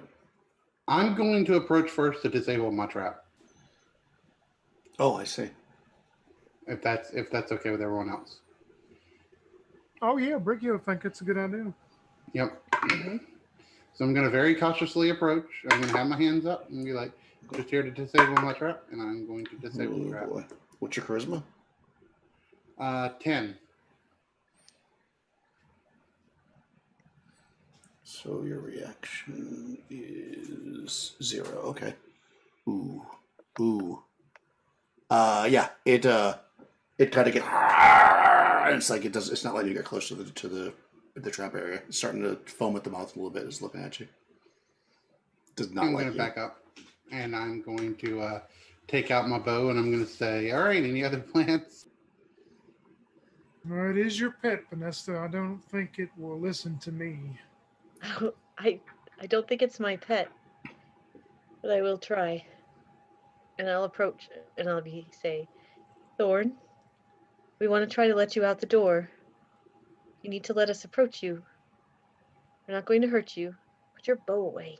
Cool. I'll lower it. Yeah. We just want to let you out if that's what you want. Okay. Fair enough. And you're +1, right? Yes. Oh, that's much better. 10. Okay. Yeah, it actually it growls a little bit more, like kind of looking past you at the rest of the group, and then it kind of puts its head down a little bit and kind of, like dogs, it kind of backs up a tiny bit so you can approach the door. Okay.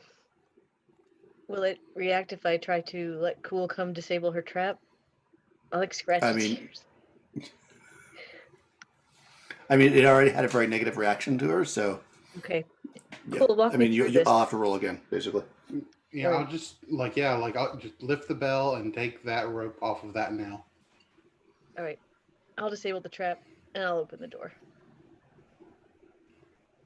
Okay, so you're going to futz around with the trap while you're up there with the wolf?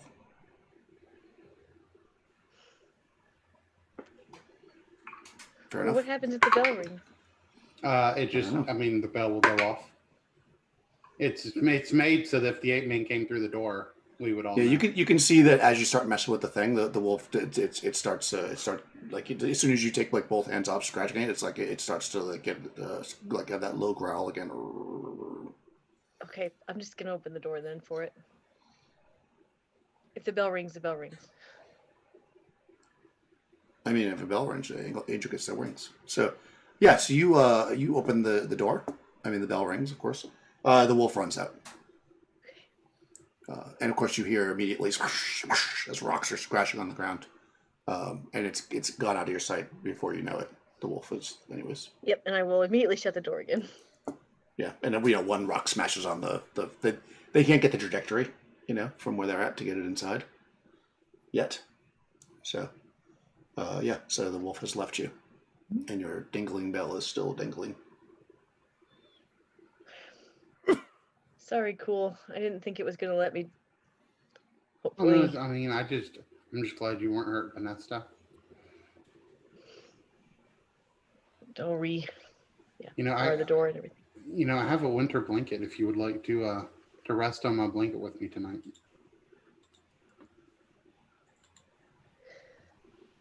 Oh, by the way, Daniel, what did Vanessa see weather-wise when she looked outside real quick?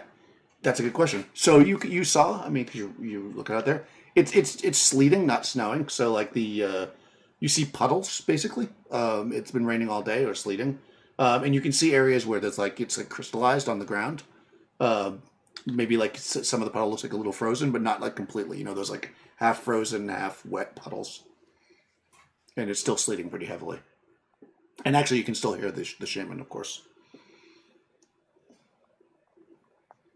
Still sleep. Actually, it probably sounds like, I mean, you did have the door open and you were paying attention. It sounds like now chanting is coming from both towers.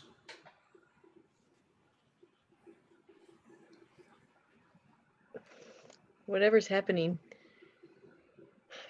it's going to happen soon. I know we all need to rest. But, boy. Yes, we should rest the night and make a decision in the morning if it's worth going downstairs, or would it be best that we just try to leave this place? But we can decide that in the morning.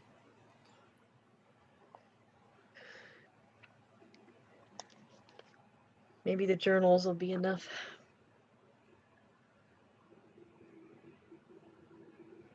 But you're right, we can decide in the morning. Maybe. You did see, as Daniel likes to tell people, that there were actually in the room with the two statues, there was another book in there. I know. Yeah. And a sword. And a sword. And a jewel. Anyways, though, yeah, you're able to rest. I mean, nothing really. You can hear them out there chanting. As the night progresses and it gets dark for a little while, eventually you can tell the sleet changes to rain. But it does continue through the entire night. And unless you're doing anything else special tonight, so you can get back a hit die from resting. As nothing bothers you. Oh my God, another one. Oh my God, Tony. Jeez. You are having the worst healing luck. Oh, nice. The next morning when she wakes up, she's just sitting there. When Old Tan opens his eyes, she's just sitting there just staring at him, daggers through him. He just wakes up, stretches, and is like, ugh. I know I look fantastic in this armor. He sleeps in his armor? That's weird.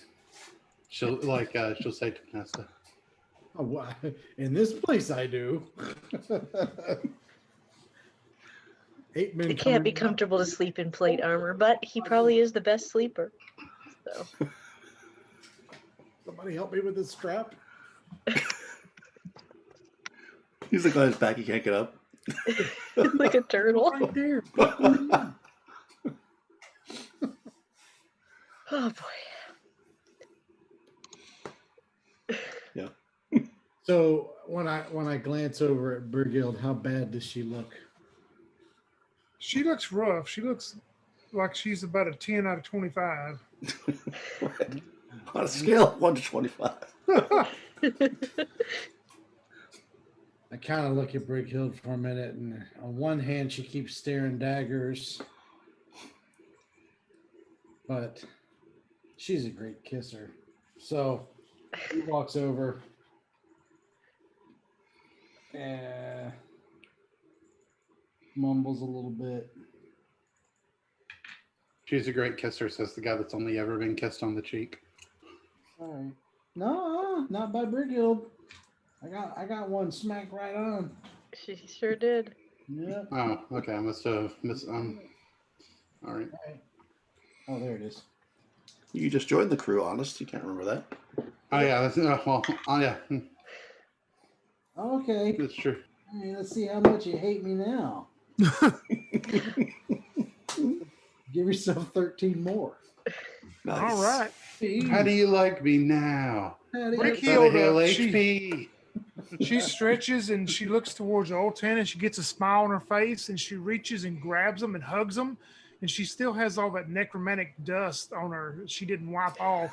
And that dust just starts covering that beautiful armor. And she goes, I'm sorry. Thank you, Altan. Brickhill walks away and looks down at his armor, and he's like, "Are you serious? You know how long it takes to get this? God!" He starts choking on dust. He pulls out a rag and he's like, "God damn it!" And he immediately starts doing like this, and he's like cleaning his armor off. Yep. They know exactly how long it takes to polish it. He was polishing that armor in every room while they were fighting. There you go. Yep. Polishing my plate. Oh, is that what they call it in Hyperborea? Exactly. Oh man. All right. Yeah, so it's the next day, and again, you can still hear the chanting outside. It's raining now. You can definitely tell the distinct difference. You know, we actually never did check this door. Like in 19, there was a door we never checked. That door was, I think it was locked. I believe you are correct. And then this one is boarded up. And I mean, assuming we could kind of tell, it looks like that might lead to the same room.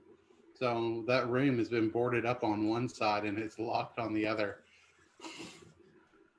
Yes, I think it would be best to leave that alone. I did not see anything yesterday, but kind of appears that the same fashion of boarding that door up in the hallway is the way that some of the windows in the other room were boarded up. I say we leave it alone. Yeah, I agree. All right. Well, I guess we could go down to the basement. We could try something with this room again. You know, Oltan with that magnificent armor, maybe he could get in there and we could lead those statues back to the vines like we did before. Well, there's another idea I thought about during the night, and now that the Oltan has refreshed me physically this morning, as if the apes do come in, we could unleash these creatures again. We know how to unleash them, and maybe they would go after the apes. I mean, they are mechanical creatures that will attack the closest thing. Maybe we should just leave them alone in case the apes do come in here. Maybe. Well, here's the thing. We know these ape shaman are outside casting some strange ritual. We don't know how long it's going to take, so we have to ask ourselves, do we think whatever is down below is going to be worth the danger and worth being still inside the manor when the ritual is finished? Or do we simply go into that room, kill the statues, and plunder whatever's inside and then get the hell out of here?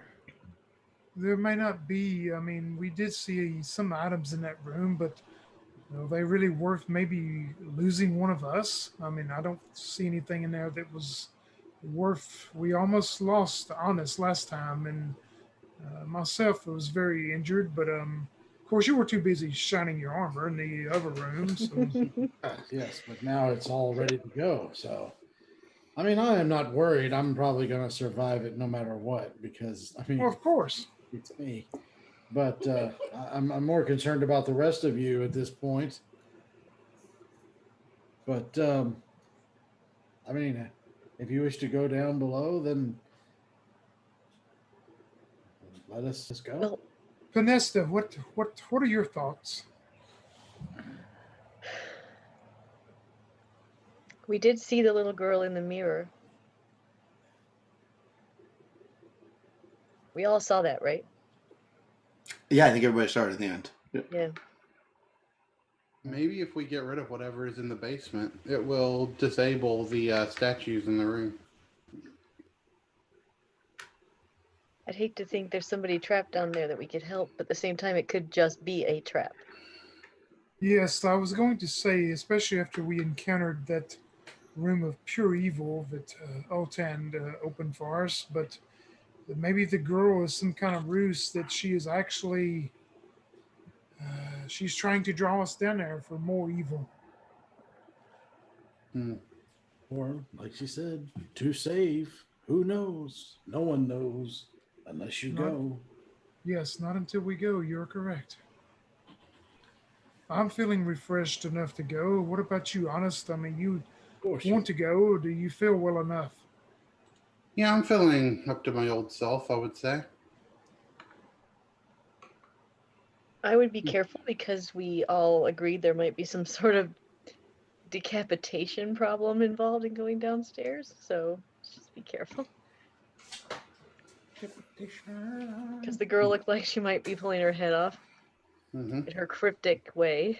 She looked Yeah, like and she then was there's choking. the room of the skulls on the pedestals that I Yep. found, and he's honest.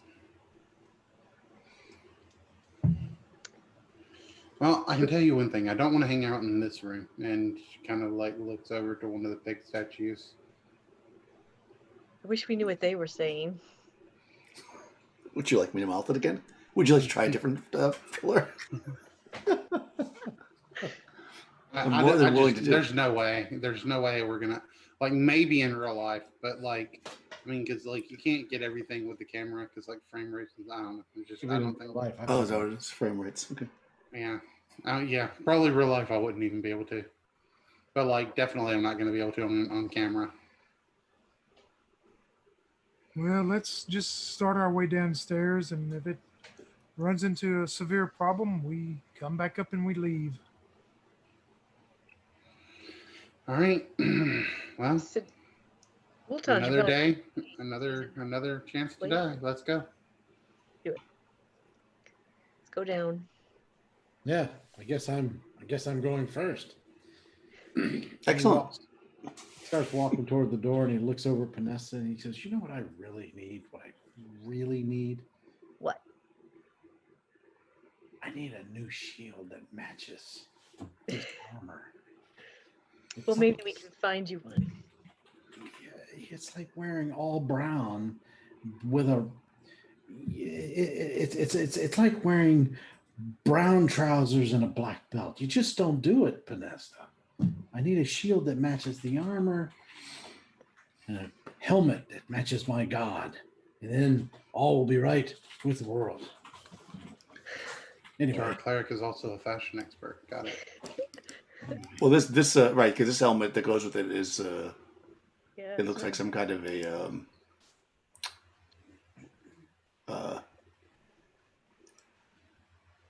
it's got like gold filigree stuff. It's definitely not your god though. yeah, There's not really a picture of it. There's not a proper picture of it. it will do for now in a pinch. Yep. Yeah, I'm gonna take out my flask of everlasting ale, and I'm gonna have me a swig before we head down. I'll offer Panesta some. Nice. Liquid courage, eh? Well, All right. Candy. you know, This is old that's how I hand, do it. right? Right, there's old hand there. It is armor. Aha! Here I am. I am Wow. in all my glory.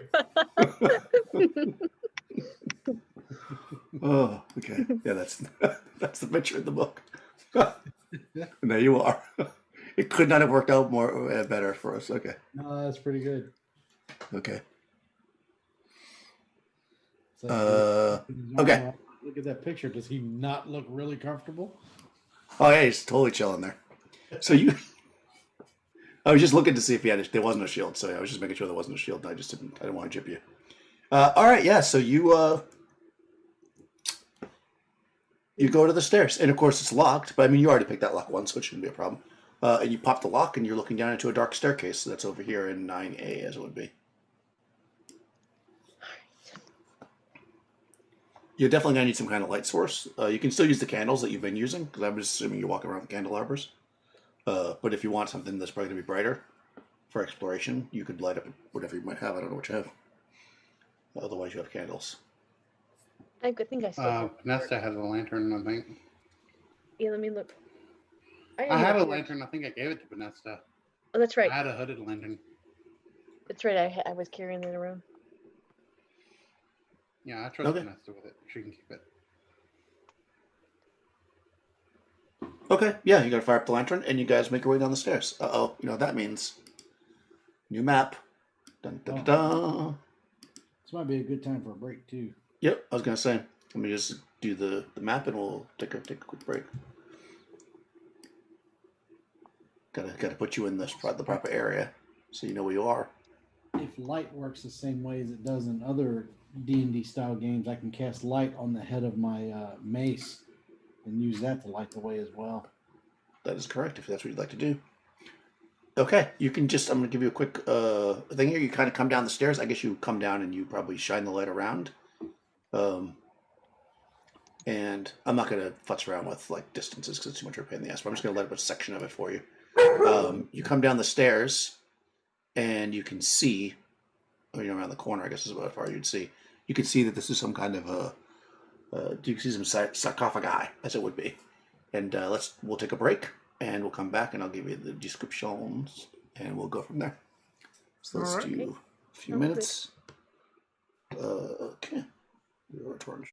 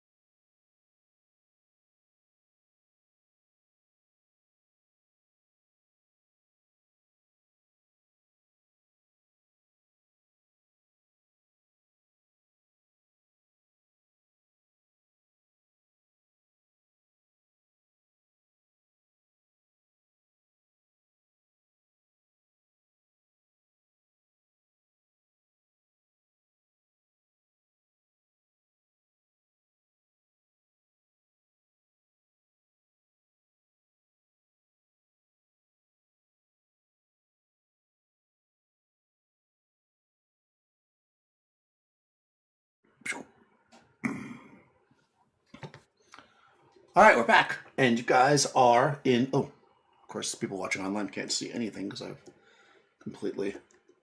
Let's do it. There we go. That makes more sense. Okay, so there are 7 stone sarcophagi that rest here. 4 lie in a row with heads facing north. 2 are to the south of the row, facing one facing east, one west. You can see that. The 7th one, larger than the rest, stands upright and is set within the northern wall of the cellar, overlooking the other 6. Okay.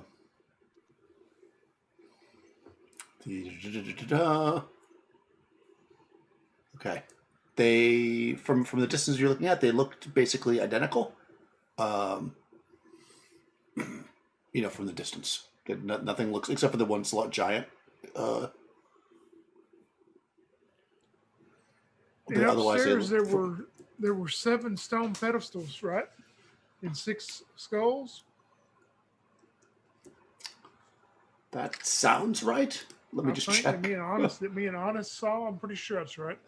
I believe that you are absolutely correct. Let me just check that. This room continues, blah, blah, blah. This room, 7 pedestals. And yeah, 6 of them had skulls on them. That is correct. All right, yeah. Yep. Yeah. 7 pedestals, 6 had you. Yep. That is 100% correct. Well, you guys are good with your notes. Or just memory, I guess. That was from memory. Yep, that one was. No, that's pretty good. Brigill's going to look towards Altan and go, in religious practices or anything, would that mean anything to you? Honest and I, in that room above, we found 7 pedestals with 6 skulls on them. One pedestal had no skull, and there were 7 of these coffins here, and does that have any meaning to you as far as religious practices that you've encountered before? Is that something I could make a roll on? See if I've heard of it, or yeah, sure. I'm gonna say that's gonna be hard. So roll d6, or I forget what they call it. Hard is the easy one. So it's gonna be difficult. So I'll give you a 2 and 6 chance, but you can adjust it with what's your intelligence? My intelligence is actually a 14. Oh, nice. Okay, so you have a 3 and 6 chance. So try that. 50. Mm-hmm. And I got a 3. Hey, yeah. Not specifically necessarily have you seen this before, but you do know that in some practices when bodies are laid to rest, that parts of them are sometimes removed, either organs to be stored, they remove them from the body, or sometimes they remove the skeletons themselves. It's a little bit weird that it's in the main body of the house, but sometimes you'll see that, and sometimes the skeleton will be like on top of the sarcophagus in a different box or whatever. But it's a little unusual, but not this particular setup is unusual. But the removing of somebody's skull in that way for burial is not like super unusual. So you've seen it before. Okay, so I would pass that along and say several religions do this. It doesn't appear to be. It does not appear, given the information that I have, that it is ritualistic in any way. I'm not saying that it's not, but I'm just saying that this is not an uncommon thing for other religions, particularly, some religions are very concise about keeping the body together. Some look at the body as just a vessel. Those religions tend to, when the vessel is empty, they sometimes do things with the parts that other religions may not do. That's all I'm saying. Well, let's hope that the only one that we have to fight will be the only one that still has its skull down here then. Agreed. I don't know. I mean, maybe it has to do with the religious stuff. I usually see skulls as some kind of death, so maybe the ones that, if these were aligned in any kind of way, maybe the one that doesn't have a skull is not a trap. I don't know. That's just my simple thinking on it.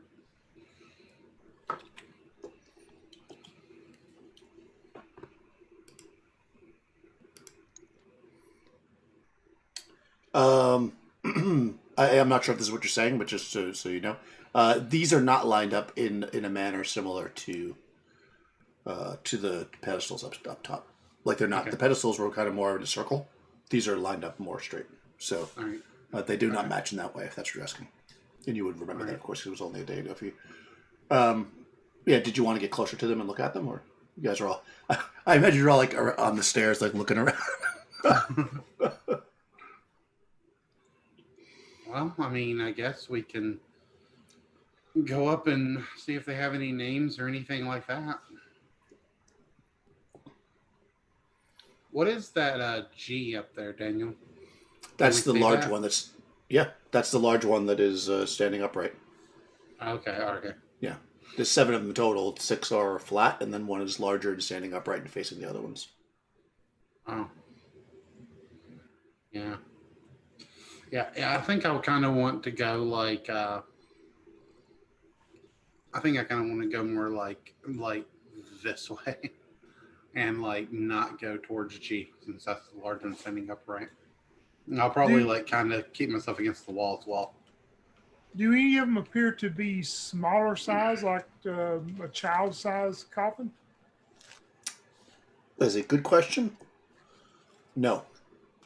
These all seem to be, roughly the same size, except for the one larger one. Okay.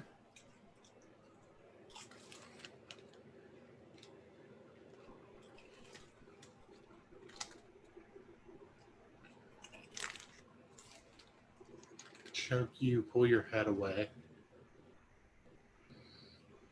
What do the walls look like? In here, they're stone. They're not like fancy stone, but they're like good stone. But it's not like the marble upstairs. But they're stone. Yeah. All right. Stone.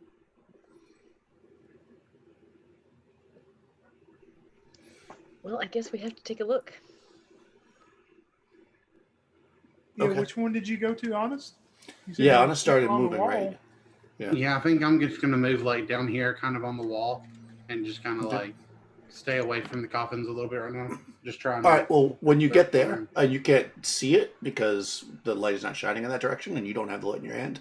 But when you get to that edge of the wall, the wall ends. So I mean, the wall ends, and basically like that. Oh, what happened? Reveal. You know that like it like goes like that, but you can't see it, of course, because the way the lanterns were shining. It feels like the walls end here. I can't see anything though. Also, you pick up the distinct smell of rot coming from behind you. It smells really bad over here too.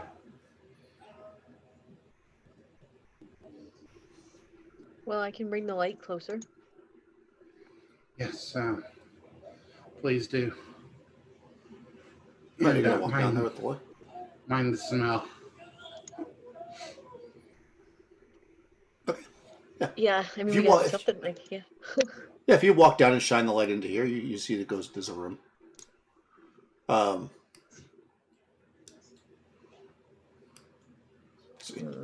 So this looks very good. Nice. Okay. It's there are obvious signs of necromancy. Yeah, that wasn't obvious. You can smell the stench of blood in here. You can clearly see there's some kind of symboling on the floor. I mean, I guess if you just kind of step forward, I'll just show you the whole room so I can just read the whole thing. I'll assume you walk far enough to look in. All right, so once well-used workroom, this corner of the cellar long ago was transformed into a torture chamber with obvious signs of necromancy. Tools and workbenches still clutter the area. The benches are covered in decades-old dry blood. Rusty knives lay strewn about. Spiked chains dangle from the walls, and manacles have been bolted into the largest bench on the southern wall. In the center of the room, a rectangular sigil has been carved into the stone floor. The stench of a dead body can be smelled, and you can see it crumbled beneath the table in the southern corner of the room. It's a naked man, and you can see basically he's rotted, but you can see it looks like his guts have been pulled out. They're kind of stretched out into the middle of the room. Above the man on the table, you see two very thickly bound books, as well as various tools and keys. Yeah. Brickyle's going to move back towards 26, along the wall. She's not going in. She's not going in there at all. And she looks towards Panesta and she goes, "I believe we've seen enough. Maybe it would be best, as Olten suggested earlier, we just leave this foul place. Maybe we should. Whatever transpired here is not something we should be involved in." You might be right, Brighild. I think you might be right. Come on, Cool. What do you think? I think this guy forgot his safety word. But yeah, I mean, I was pretty much for leaving this place yesterday.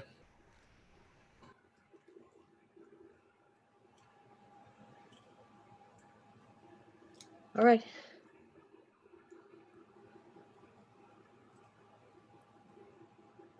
Let's go then. Well, my suggestion is this: if we can, I say I don't know how much more sunlight there is, but I say we camp out until dark, and when dark gets here, that we sneak out that door up there by the kitchen, and we have the closest way to run across the northern area of the courtyard back towards the way we come from. That will be the path of least resistance for us from the apes. Sounds good. Hopefully they won't chase us too far. I don't think they will chase us. Do we wish to deal with the guardians in that bedroom? I do not think it is worth the effort. It's probably not. Like what? Maybe a magical sword and scrolls.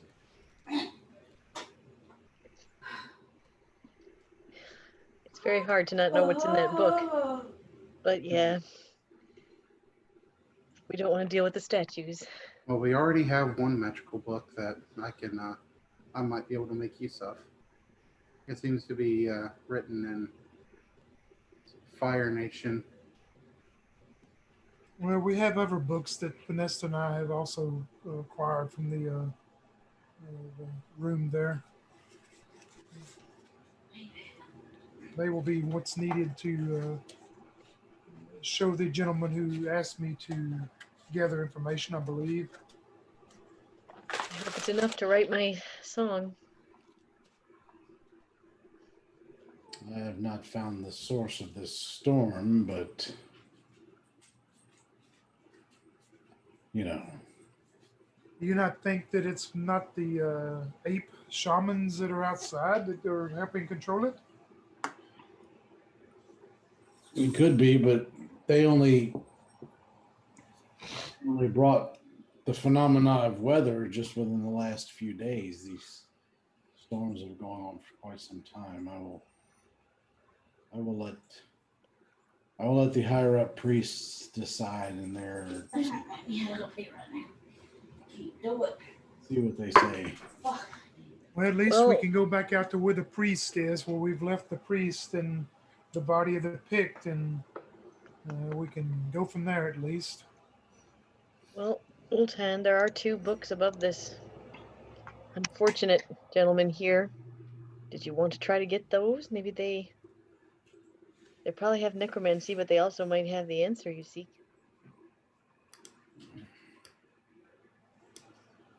And be forewarned, Oltan, as soon as you touch those books, they may unleash nothing but hell on us also. That's true as well. I've already been the one to open the unfortunate door. I think that think I will leave this one alone. I'll let the 8 men decide the final. I'll let the 8 men decide the final fate of this house. That is a good idea because my answer would be to burn this place down as we leave. It is filled with nothing but evil. I think the 8 men are going to take care of that for you, my friend. Honest. Roll a d6. Uh-oh. Thank you, sir, for this opportunity. Okay. They're discussing really the good or really bad. No, it's good you're not surprised. So they're discussing the books and what to do, which you're already kind of probably starting to move back because you were the first one to be like, and you kind of look and you notice that coming from basically the darkness here, you see these like glowing, almost looks like embers, like and you probably blink a couple times. You see there's like dozens of them like floating in the air, and then probably your mind kicks in and you remember that thing that chased you around the manor.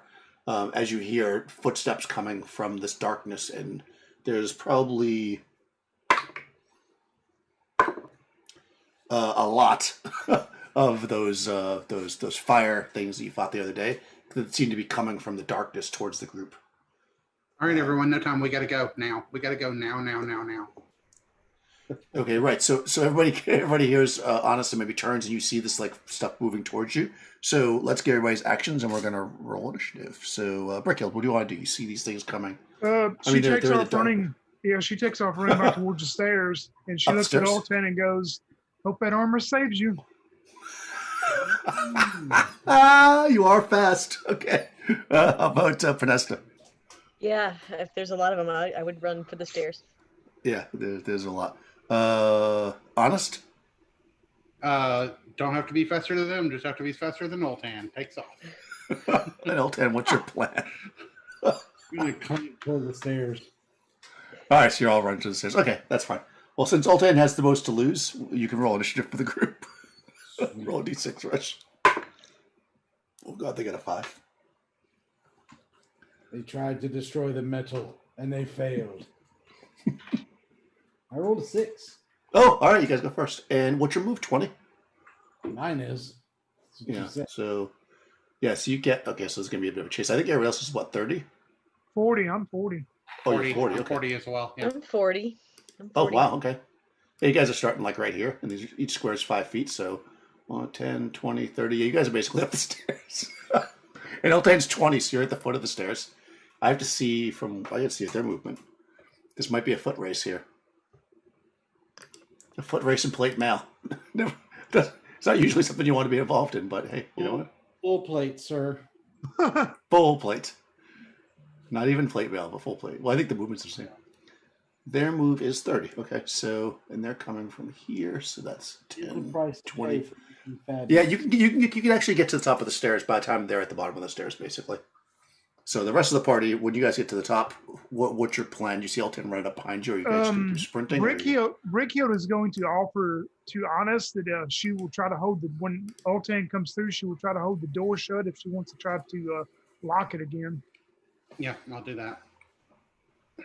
Right. Remember though, on the stair side, it was just a flip switch, so they don't need to. Oh right, yeah. So we'll flip the switch. No, I mean on their side. So all they have to do is flip it to get back out. You can lock it. I mean, can very easily open it. We can try. Well, try it anyway, I guess. Yeah. Well, I mean, if they're smart enough to do that, I should say. You don't really know how smart they are.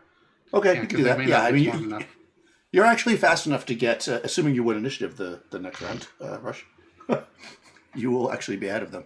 Roll initiative again. Oh, they got a 3 that time.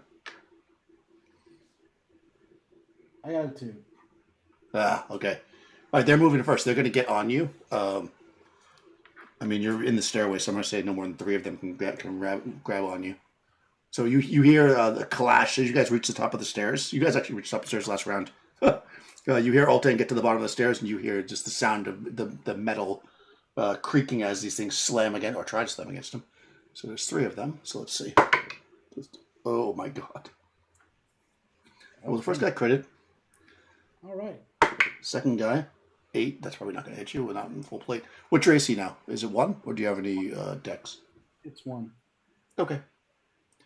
Yeah, they need a 16 to hit you, so it's not like they're going to hit you with these. Okay, so they missed, and I got a critical fail. Aha! Yes. We'll do that first.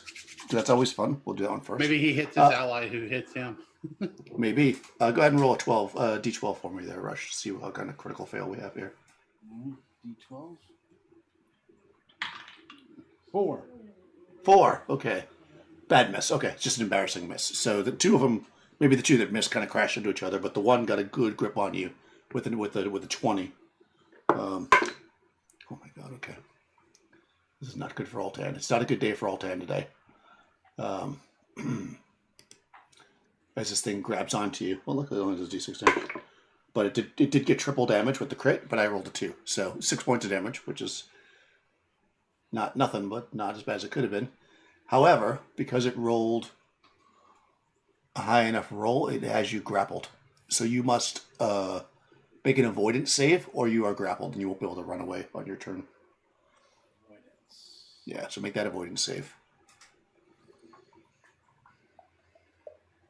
So I need a 16 or higher or something, right? And no. All right, it's got you, so you can't run. I mean, you could attack it. Of course, it's holding on to you, but you can't run from it because it's got you grappled. Will we be able to see all that from the top also, or not? Yeah, yeah, exactly. As you're coming up, you probably turn around, you see Altan like start to go around the corner, and like something grabs him, and you can see the burning arm just holding onto him. Brickyard will look towards Vanessa and Honest and go, "Damn him and his shiny armor. You two stay here." And she's going, "Can I move down the stairs? Could I be able to reach out with my spear and cast a spell versus spear on the one that's got him grappled next round?" Next round, you'll be able to, yeah. You could move and then do it in phase 2. But before that, actually during this round, Altan can do something, because you actually haven't done anything yet, Altan. Because you were going to run, but you can't now. So do you want to attack this thing or do something else? Yeah. Well, I mean, I can't drag him with me, so. Well, you can if you want. You have to make a. I mean, you'd have to make a extraordinary feat of strength. Extraordinary. Yeah. Yeah, that's 8%. So I think we'll just attack it. Okay. I got an 18. Well, I'm sure that it must hit. -1 is what that hits. Yeah, definitely. All right. Having trouble seeing my dice today. 5 points of damage. Oh, okay, nice. Let me roll 2 points.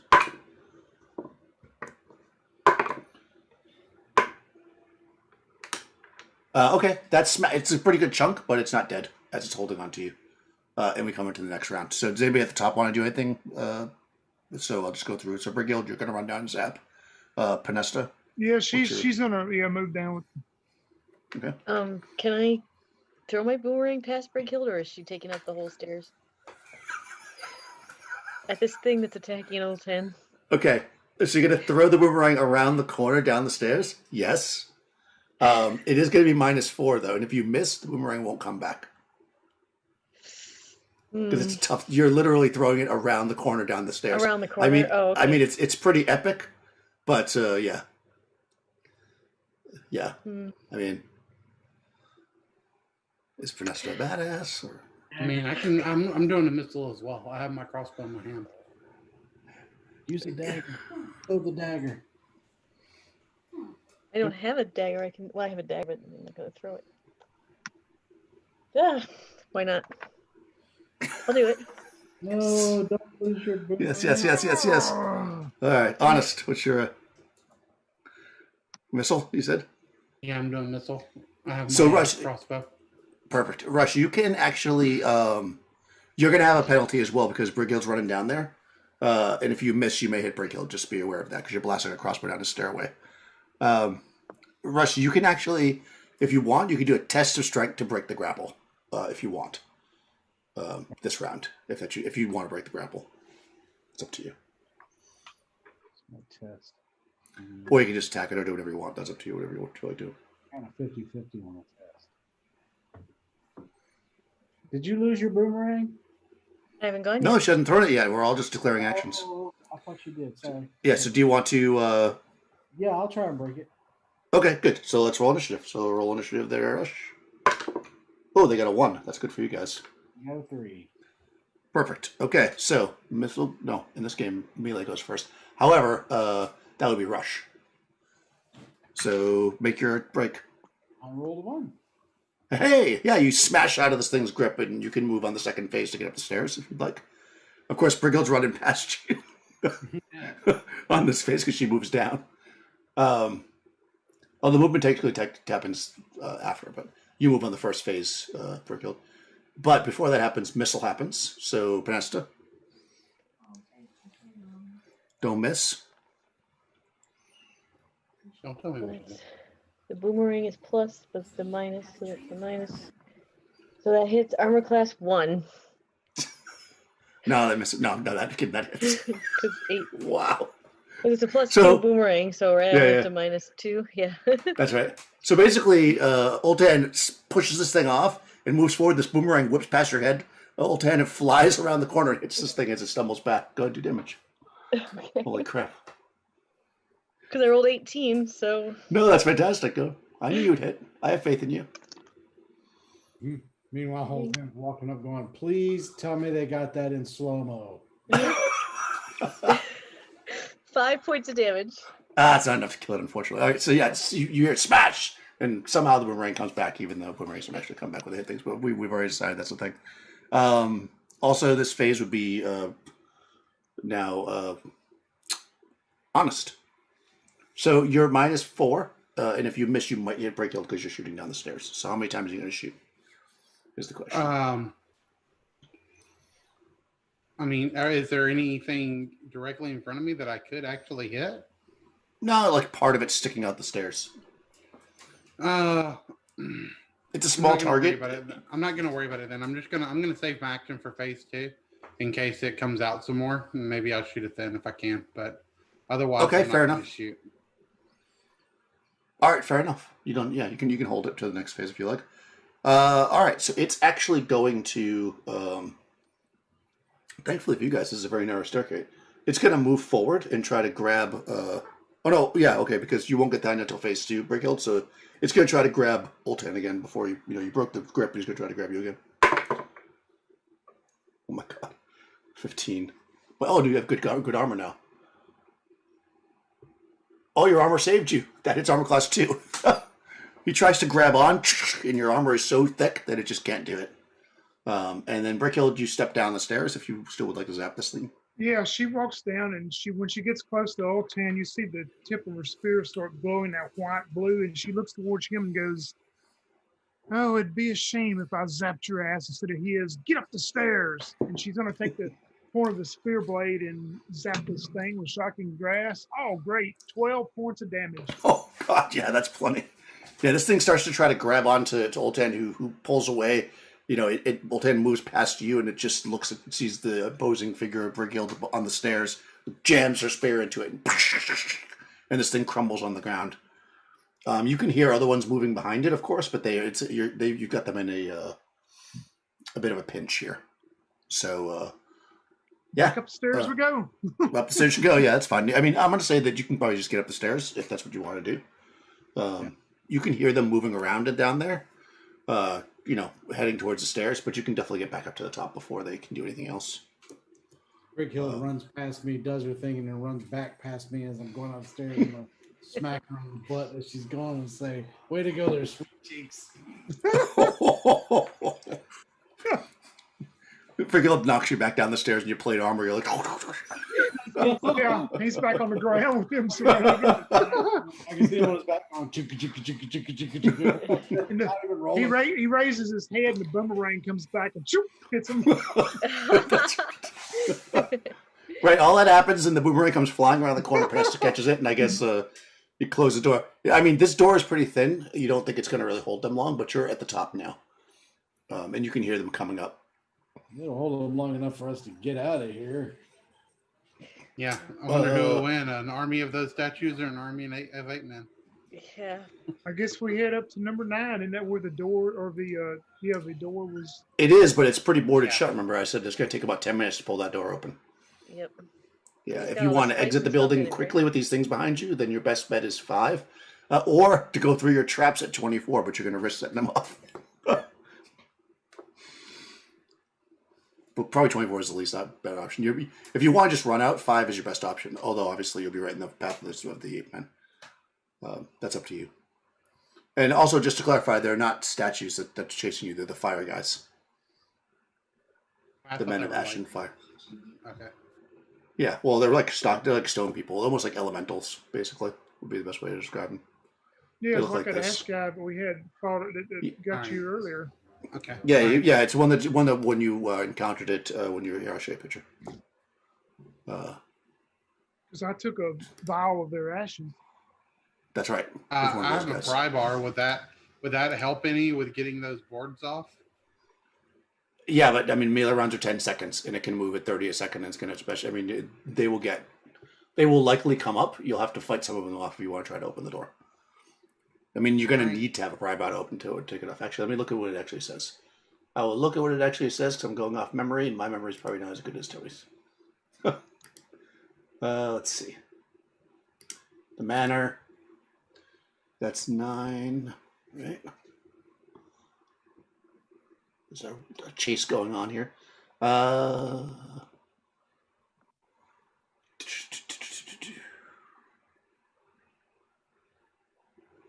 door on the northern wall provides access outside, but securely with 6 iron spikes requiring an extraordinary feat of strength to force it open. So it's going to take a couple minutes, no matter what. If you want to smash it down, that'll take a few minutes. Or if somebody can pull it off in one round with an extraordinary feat of strength, that would be pretty epic. That's up to you guys if you want to try it. But the way that you know you can get out will be 5, which of course is not the best way. Or you can fight these guys off while you open the door. So what do you want to do, Breakhild? You're at the top of the stairs. Oh wow! You hear them yeah, coming. she knows that you can hear them coming up the stairs. So she just looks towards the rest and goes, "I guess we have to run past Ape Man. We don't have time to open up any other exits." I think you're right. I think we have to take our chances. I agree. We don't want to risk the extraordinary feat of strength. You guys need Uhtred again. Yeah, you guys are all like 8 for that or something, right? Uhtred was like 20 something or something. Yeah. Yep. All right. You're gonna run for 5. Yep, and just head out the front door and go back the way we come, up north to northwest, I guess. Okay. Oh my god. Poor Uhtred moving so slow. Thank God your armor class is good. All right. You come running out the front door. It's pouring rain. Of course, it's not dark. And of course, as soon as you come running out and start running that way, stones start coming down. It's going to take you. Well, you guys are fast. So it's going to take. I think it takes about 2 rounds to get out of the range for you guys at 40. Which means it's going to take twice that amount for Oltan, the steel. So, all right, let's do this. Can I run past Oltan and cast invisibility on him? Yes, you can. Yeah. Then they won't be able to see him. Yep. Wow, look at you. But then you won't be able to see his beautiful armor. No. I was just about to say, the point of armor like this is that everyone can bask in the magnificence of it. But whatever, if you insist. You don't want it, I'll cast it on myself. While we're running past the 8 men, can I use the advanced combat of dodge to give myself +2 AC? I believe so. Unless, does it say you can move while you're doing it? Because it might be something you have to do with. The combatant forfeits any attacks in order to focus on evading the attacks of his enemies. He gains a you can definitely. Yeah, you can all do that. That's an excellent idea.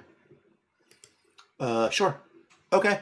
So just to keep my life easy and your life easy, since I'm assuming you're going to try to fight them. You're just going to run.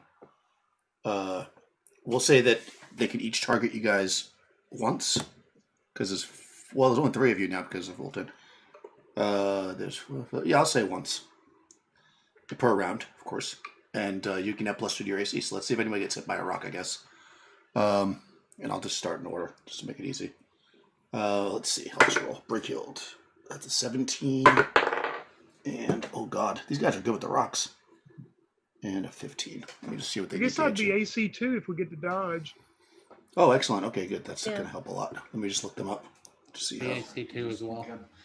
So as I'm running, I look over at Panesta and I'll be like, well, on second thought, these monkeys throw rocks. This way I won't get the armor scratched up. So, good job. I imagine you're still like talking to yourself as they're running past. Yeah, I'm long gone, man. Like they're long gone. You're like, this is probably pretty good. Oh, I'm gonna miss when you're not crazy anymore. But okay, so they are. Yep, Their dodge. hit die. Their hit die is +2. 4, but Oltan is the best talker, so in his head we can still hear him. Actually, even they miss because of that dodge. They miss you once, but they still hit you once per kill. All right. Yeah, if you guys are all AC2, they need a 14 hit. I'd be So you're gonna hit AC3. once. Okay, so they'll need a 13 hit you. Yep. Okay, I'll do Predesta next. 12, so misses. So the dodge saved you there. And 5 misses. I'm just gonna do all the attacks first. And honest, 8 misses. And 14. You're also AC2, you said? Yes. So I think that's exactly what they need, right? Didn't I say that? Yep. Okay. Yep. So both you and Brickhill get hit once. Let me just do the damage. They're throwing a stone. Man, you got hit by stones last time too, Crystal. Yeah. Right? I think they do a D10. I'm trying to find it. Mountain ape, mountain ape, mountain ape. Ape mountain. Oh, D10 plus 2. Okay, so against Brigild, 4 points. All right. And against Honest, 7 points. Ow. Yeah. They're not Also, particularly... Daniel, just to note, if we can, I guess if Oltan was the last through the doors, Brick Hill was suggested to just leave the front doors standing open, because that way she thinks maybe the ape men will, enter now. Oh, nice. Okay. Well, yeah, and also if he closes the door, it's going to be maybe obvious that he's invisible there. So that's probably a very good idea. So do you do that, Oltan, or do you have a better idea since you are the best? I'll just leave it open. Oltan's casually walking out. Stones are flying everywhere. Yeah, luckily these things aren't very smart, so even though there's like tons of puddles and stuff, I'm not going to give a chance they can even see you. And you end up, they throw the rocks, and you keep moving, and you just run into the wilderness, probably the way you originally had rendezvoused when you were waiting for Pinesta to check everything out. And they do not seem to follow you. You don't seem to be pursued in any way. You're waiting for a little bit, and eventually Oltan shows up. You're kind of standing in the rain. You're probably in some bushes and stuff, trying to stay out of the sight of them. But yeah, you're back out into the wilderness. Did you want to just go back to your original camp, where the Priest is? where the priestess? Is that your plan? Or... Probably. You probably should. Okay, you definitely could do that. Oltan's gonna stay invisible till we get there. Right, unless you attack something. Right. Okay, yeah, you definitely could do that. So it takes a while, especially with the bad weather and Oltan's heavier armor now and stuff. But eventually you get there, and it's a long days, so it's not like it gets dark or anything on you. And you find the encampment. The priest is still there with the mules. He has not been set upon by spiders, fortunately. Which would probably lead you to believe that the spider's camp is not close to here, and that was like a wandering spider, shall we say. And of course he's happy to see you. He says, I thought maybe you had been killed by the mountain apes. Did you find refuge? Well, we found the other picks there, but they helped us the best we could, but they unfortunately met their demise at some guardians that were inside the old manor. It's full of evil and things that even you and Oltan both cannot control or take over. It's best to, hopefully the place will burn to the ground. I see. Well, perhaps we should bury this body here then, under the skies of Hyperborea. Yes, I will help you. Yep. Yep. And he'll do that. With your help, he'll start digging a hole. He'll probably also notice that the fighter is now a pirate girl. Right. Oh, that's right. Yeah, he mentions, of course, the loss, and of course, Ultan eventually becomes visible, and he sees the armor. And he at first maybe thinks it's a different person. He's like, "Oh, you've lost 2 of your party." Ultan, you're looking very shiny. Yeah. Of course. But yeah, I mean, he helps you bury it, and at that point, he's kind of just like, that was all he needed to do. he proceeds. He asks you to if he can stay with you to get till they get to civilization, because obviously he doesn't want to be out there by himself. Well, you're a man of the gods, right? Do you think you could help me out? I got trampled upon by some of those boulders on the way out. Let's see. I don't know. Brickhild walks over towards Honest and whispers in her ear, and she goes, "If you give the mighty Ultan a kiss on his lips, he could help you." Through his helmet. Oh, I thought that there was something going on between you two. I don't want to get involved in that. No, there's nothing going on between us. But he'll help you out if you show him a little affection. She's not that lucky. Well, I mean, But worry I kind not. of have my eyes set on someone else right now. I'll not have you debase yourself. Honest says. I'll not have you debase yourself on my account for some measly healing. You all you did a fine job in there. Of course, having me around to heal you was a big help, but I will continue to do my job. So are you more than 8 down? No. Okay. So I want to cast a Cure Light.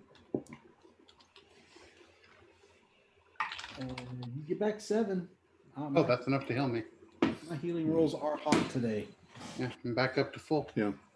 Oh, thank you, Ultan. Of Ultan is course. the best healer. I am the best healer. Yeah, Vril looks at Brickhild and then at Honest, and he says, "Is it common for people to introduce themselves by begging for the gods to heal them?" Yeah, where I come from, it's very common, actually. I wasn't talking to you, girl. Yep. Ooh. I'm going to take out my crossbow and shoot him 3 times. Kidding. Okay, you can 100% No, do that I'm if you kidding. like. I'm not going to do that. He said, as soon as he says that, Altan's like, "Oh, saucy." No, my friend, as you can see, I did not make her beg. I know what my job here is. I just do it extremely well. Nesta looks at Brickhild, just I can't help myself. shakes her head. She just shakes her head, rolls her eyes. Oh my god. I mean, you can shake your head all you want. Are you not all still alive? Yes, we are. I said you were the best healer. I mean, there's no evidence to the contrary. I'm just saying.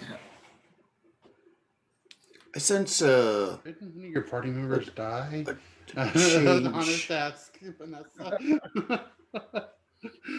Only the ones who stay at the dinner table don't come with the rest of us.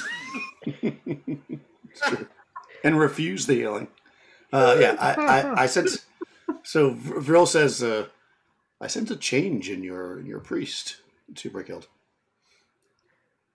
Yes, his brain is expanded, and he's under I don't know if it's the armor that he's wearing that he's so intently is polished. You can see how clean he has got it, but something happened to him in that manner, and we'll all be glad when it wears off.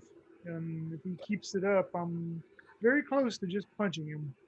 I can't even remember what happened to me that did give it to me. It was way before the armor, though.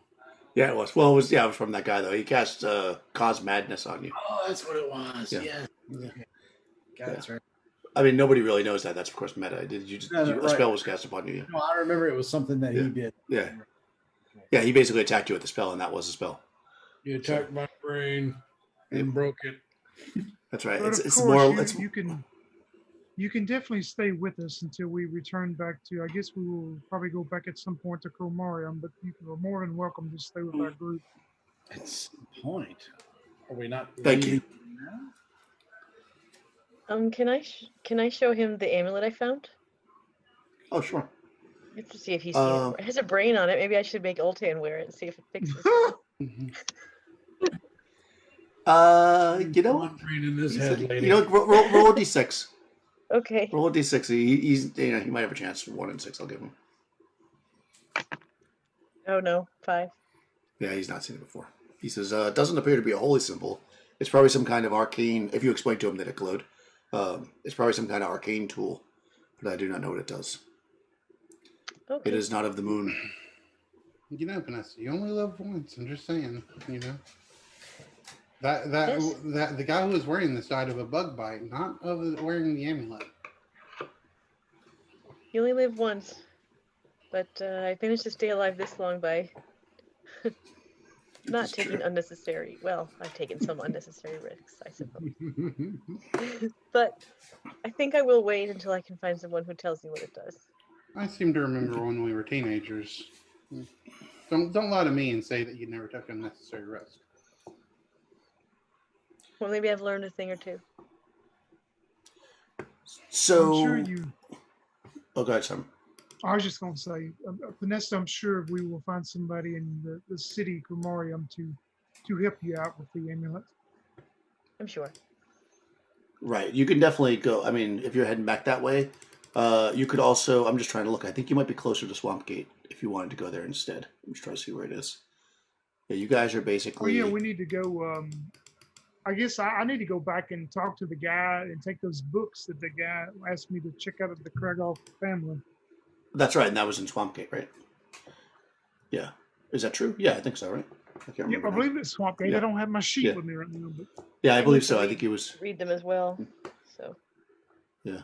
Yeah, because you guys are basically, if you're on the world map now, right? You guys are like here-ish. So Swamp Gate, of course, is over here versus Cromarium. So it's a little bit closer. It's not a lot closer. You got to go through the tarp. Well, you can either go through the tar pits or go across the swamps. Tar pits are going to be more dangerous, but faster.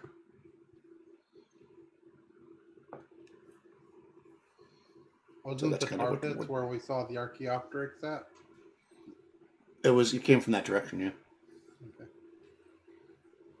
Yeah. I'll say go to the swamp then and Safeway.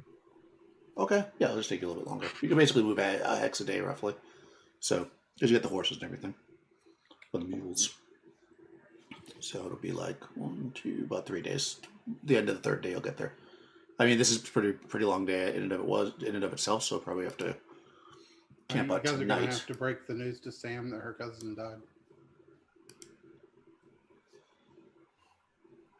Right.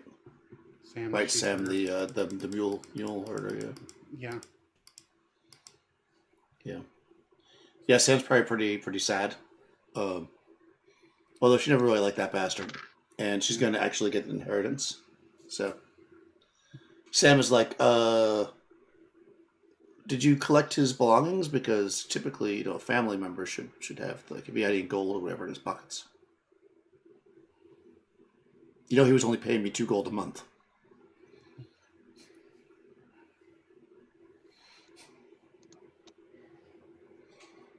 Yeah, I mean, Brickiel would, if we got his stuff, Brickiel would give it to her. She won't have a problem with that.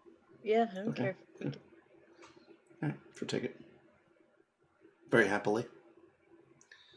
Yeah, so to the east, you can hear, now that you're kind of far away from it, I guess when you were at the manor, you probably just assumed that it was all just coming from the manor. But now that you're up further to the north by the river, kind of off to the east, the northeast, you can hear almost like a reply chant coming from a pretty decent distance away to the mountain ogres that are at the manor. as you rest this night. So I think you're gonna have to rest this night and then move tomorrow. Probably makes most sense. So if you guys want to heal back, let me just see if anything happens. Let me look at my. I'm assuming you're not going back to the manor right now. So right, so we're traveling across land. Well, it's a pretty good assumption.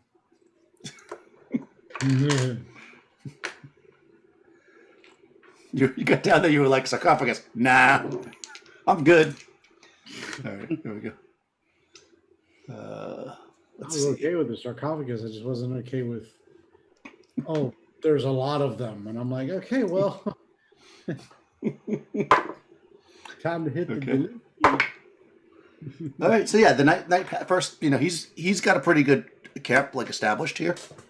Since you were gone for like 3 days, so he like built a little like spike wall around it with like some saplings and stuff. So it's pretty safe. I mean, you guys probably take turns doing guard duty, but you rest through the night with no problem, so anybody can get back whatever you normally, your hit die of hit points. And also, Yes, if anybody's it seemed the spells. defenses he made, Brickiel is going to go to Honest and walk around with her and go, I believe we can learn some skills from him to use next time when we set traps. Yeah. Oh man, so you ran out so fast you left that mirror. That's unfortunate. That mirror was quite nice. I mean, I don't think we were going to get it past the 8 men. Oh, wow, we should have made Oltan carry it by himself. His movement would have been down to 10. Right, because he was invisible. Yeah, he was invisible. He could have. Yeah.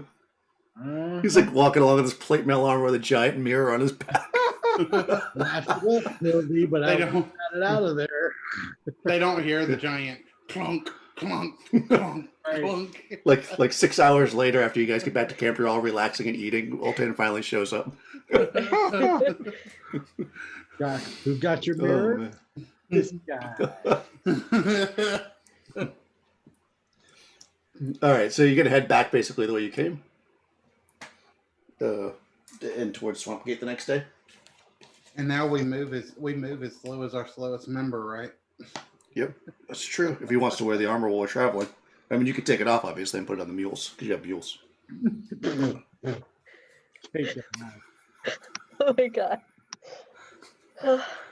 I mean, you could ride the mules, but yeah, you're gonna be slowed down a little bit. So I'd probably take an extra day. Mule is no proper steed for a man of my stature. Yeah. Well, because the days are so long, I'm not going to worry about it. I figure that it'll just take you longer. Like, you'll be traveling longer days, and you'll still make the same distance. If it was short days, then I would say it would take you extra days. But we'll just say that your days are a bit longer traveling-wise to simplify things, because I don't want to do math. Don't we have a wagon with our mules? Definitely not. Oh, You don't bring a wagon through a swamp. True. That would not be... All right, so everybody roll a d10. Let's see if anything happens. Tony. A 2. Hey! Perfect. All right, well, nobody else has to roll then. All right, let's see what we get. You also. Leave it to me. Tony. Leave it to me. Wow, this is actually really funny. You see flying by. No, I wish. Well, I don't wish, but it would have been good for you guys because you got a lot of experience points with those. I almost killed you, but you got a lot of experience points. You see the Archaeopteryx now. Archaeopteryx. Yep. Archaeopteryx. Yep. You see one fly by. Again, it starts circling around. Just one. Just one. I mean, I have my circles cards over you. already, just in case. Okay. So you keep an eye on it, basically. Yeah. Yep. Okay. I mean, is I it mean, coming towards us? it's circling. It's like overhead, just going around circles. Hmm. You're like, there's an Archaeopteryx up there.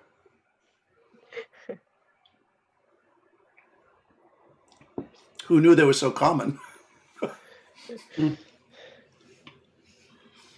I'm not going to fire at it if it's not attacking us. So. Yeah. Yeah. No, I say we keep moving. Let's hope, though, that it's not giving out a signal to others of its kind. So keeping moving is a good idea. Let's go.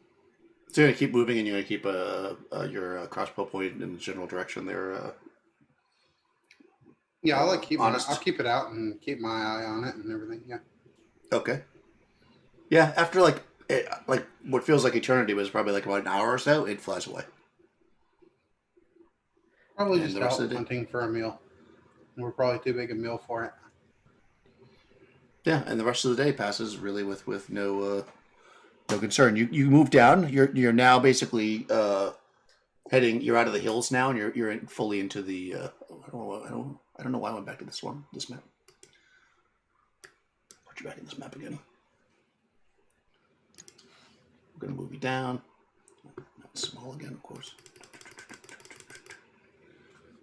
Yeah, so that gets you out of the hills the first day. Now you're in swamp proper. As you travel through, and so that you won't always get blamed for it, Tony. I won't always have you roll first. So, Nikki, roll a d10. Okay. I rolled an 8.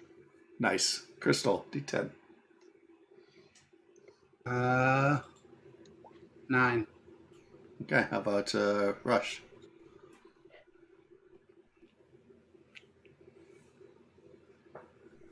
I got a 6.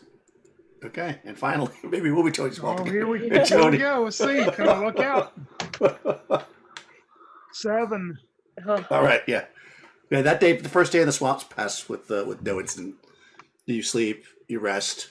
If anybody's hurt, by the way, you can get hit die back, of course. I don't know if people are hurt or not. And also, the priest would have healed you. So if anybody's down, you can just basically shoot back up to full. And, okay. Now we'll start the third day. Honest. All right. Let's see here. D10. 5. Okay. Ultan. I got a 9. Nice. Brighild. 5. All right. And Vanessa. all right. Oh, a 10. All right. Nice. Wow, you guys are having good luck as you journey through the swamp area. You're getting closer to Swamp Gate, so you think you'll probably be there by the end of the next day. And you've had such good luck. Perhaps it will hold out. Ultan, roll a d10 for me. This is the final day, isn't it? It is. I rolled a 3. Okay, good. Brighild. I rolled a 3 too. Hey, nice. Vanessa. Okay. I thought for sure that was the winner. 5. Nope, 1 or 2, basically. Crystal. Honest. Oh. I didn't roll anything. Last check of the last day. I rolled and nothing happened. It's weird. Yeah, I saw that. All right. You know what, Crystal? Roll a percentile for me.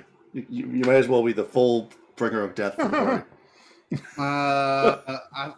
I'm gonna call it now and say it's another Archaeopteryx. That's Could be. another Archaeopteryx. That would be amazing if it was. Oh, 90. It's not. Oh no. It's the other thing that you roll Is d4. it several Archaeopteryx? Possibly. It's a d4 worth. Okay. Oof. All right.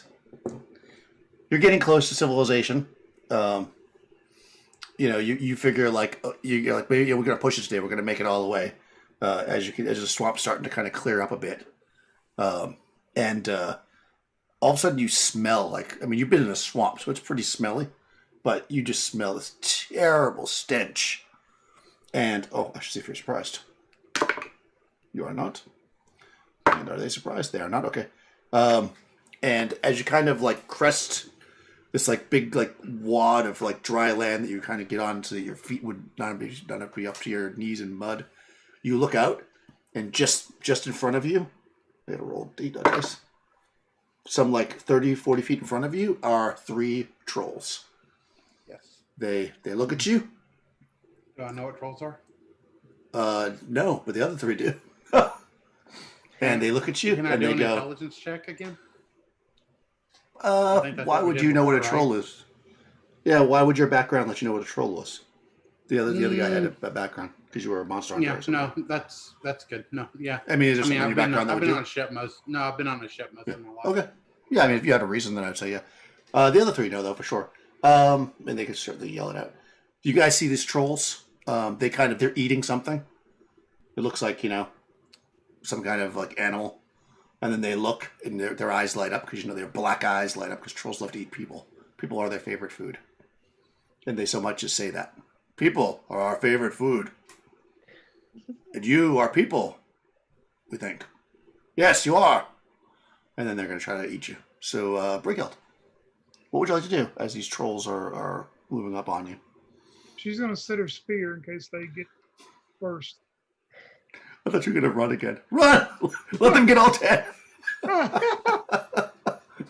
Finesta. What's the plan here? Spell.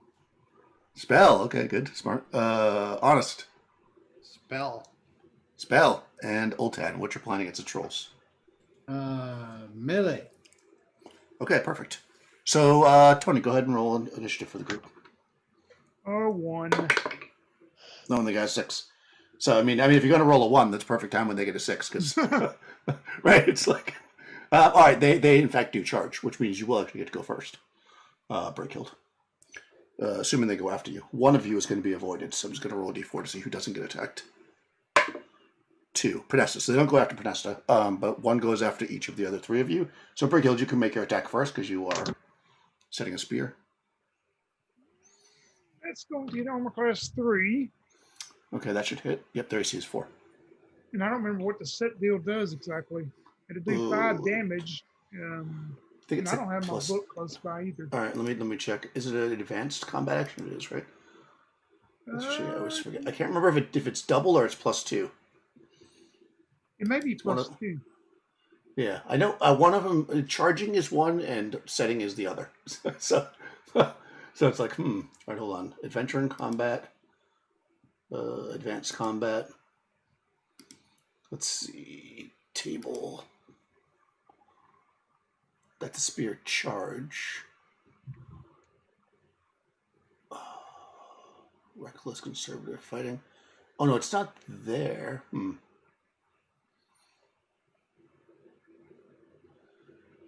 Let me look it up under spear charge. Sorry, I can't remember what it is now. It might be under the spear as the weapon itself.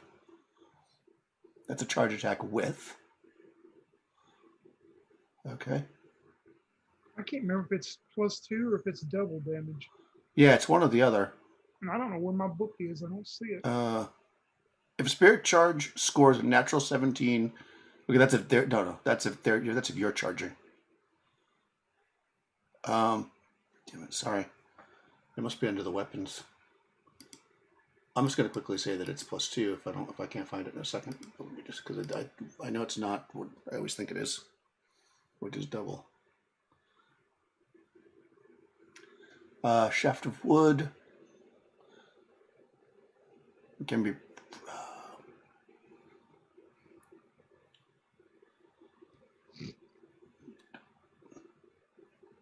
From charging mount. Double damage when set to receive a charge. Yep. Double damage. All right, so it'll be 10 then. 5. Yeah. Yep, perfect. All right, you got a short spear, right? Yep. Perfect. Yep, 10 damage. Sorry, that took a second, guys. That happens less often than we think, because usually somebody runs and ruins it for Brighild. Usually somebody charges in after the enemy. It's just like, why am I setting my spear? Okay, yeah, you jam the spear deep into the troll, who begins to bleed and yells out. Like trolls do. He's speaking in the troll language. They don't really speak common except for to say that they like to eat people. Okay, that's for Brighild. Then there's one that's going after Honest, and one's going after Oltan. Okay, so against Honest, 16 is going to hit an AC of -2, so that's going to hit you. Oh, right, gets 3 attacks. That's a claw. Oh my god, that's going to hit as well. Okay, it hits you all 3 times. against Oltan. I'm just going to do all the damage at once so I can keep my head straight. Oh, you're AC 1 now, right, Oltan? Let me check. You're going to be a different... So actually, it needs a 13 to hit you, so that hits you as well. Yeah, trolls are tough buggers. Wow, okay, you get hit 2 claws, and then finally Brickyld, who I skipped. Miss. Wow, all the good rolls went to the beginning. Well, Brickyld, you jam this thing so hard with the spear, it misses you all 3 times.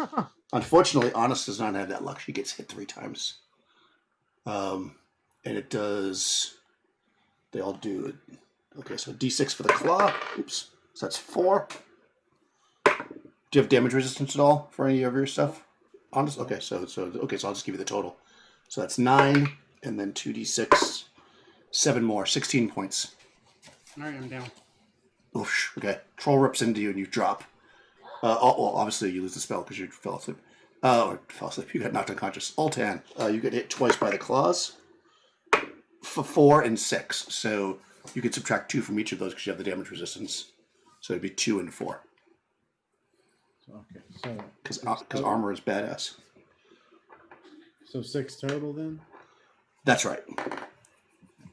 Yeah, because it's for each attack that you get the damage resistance. Now, melee happens. That's Oltan. All right. Am I standing near Brighild? Yeah, I mean, you guys are all roughly together, sure. She just ran her spear into one, right? Yep, it ran into her spear, yep. I'm gonna turn and actually whack that one with my mace instead of the other one. Instead of the one that's on you? Okay, that's fine. You can do that. You're close enough. Focus fire kind of thing. Fair enough. I rolled I hit armor class 3. That hits. Their AC is 4. Right. For 8 points total. Okay. It's hurt. Not significantly so, but definitely hurt. Presta, who was casting a spell. Yeah, and I'm sure you know what it is. I'm going to grab my hilt and I'm going to cast the Flame Blade. Flame Blade, nice. Yep. I would not have guessed. You could have taken the hilt off the other guy and done double Flame Blade. Double Flame Blade. Okay, so that's the end of that round because they won initiative and they went before you. Brickyld, what do you want to do now? You got this kind of thing in front of you. She is going to keep spearing them. Okay. How about Finesta? Yeah, Flame Blade right through that guy. The same one? You guys are going to try to circle one of them while the other ones are attacking you guys? You can do that. I mean, it's a big cluster. Merely, you can get close enough. Trolls are pretty big. Are you at negative hit point? How negative are you? Honest. -1. Okay, so you're not bleeding out, so you're fine. You're just unconscious. And Oltan, what are you doing? I'm gonna go melee this time. I want to see how easy it is to really hit these guys. Okay, and the priest is going to cast a spell. And we'll roll initiative, which was Brighild. Oh, they got a 1. The opposite of last time. All right. So you guys go first. Melee's first, so Brighild. All right. The spear, that is probably going to miss. Let me look. Yep, that only hits armor class 6. Okay, yeah, it misses. Penesta. All right, I will try to hit it with the Flame Blade. Okay. That hits armor class 3. That hits. It hits, okay. Yep, their AC is 4. Or 10 points of damage. Oh, nice. Okay. That one's very hurt, and of course that's fire, so that's good. Oltan. Shit, I missed. Yeah, okay. Okay, Vril kind of crawls up on his belly, because you know he's not a fighter, and he touches on his foot, and he's going to cast Cure Light Wounds. Oh, 6 points. So, you know, it starts at 0, of course, so. No, it doesn't actually in this game. It starts at -1, so you come back at 5. You see him. He says to you as your eyes open up. He says, "You must not ask for the blessings. They come when they are needed." And then he gets down to hide from the trolls because he's definitely not a fighter. And unfortunately, it's their turn. Okay, the one that you guys all would focus firing on is the one that's attacking Brickhill. So it tries. Ooh, that's a hit with the claw. And then a miss. Ooh, what's your AC, Brickhill? 4, AC 4. Oh, that hits it. It's AC 3. Okay, so let's hit you with the bite, which is not good. So claw does 4. All right. And bite.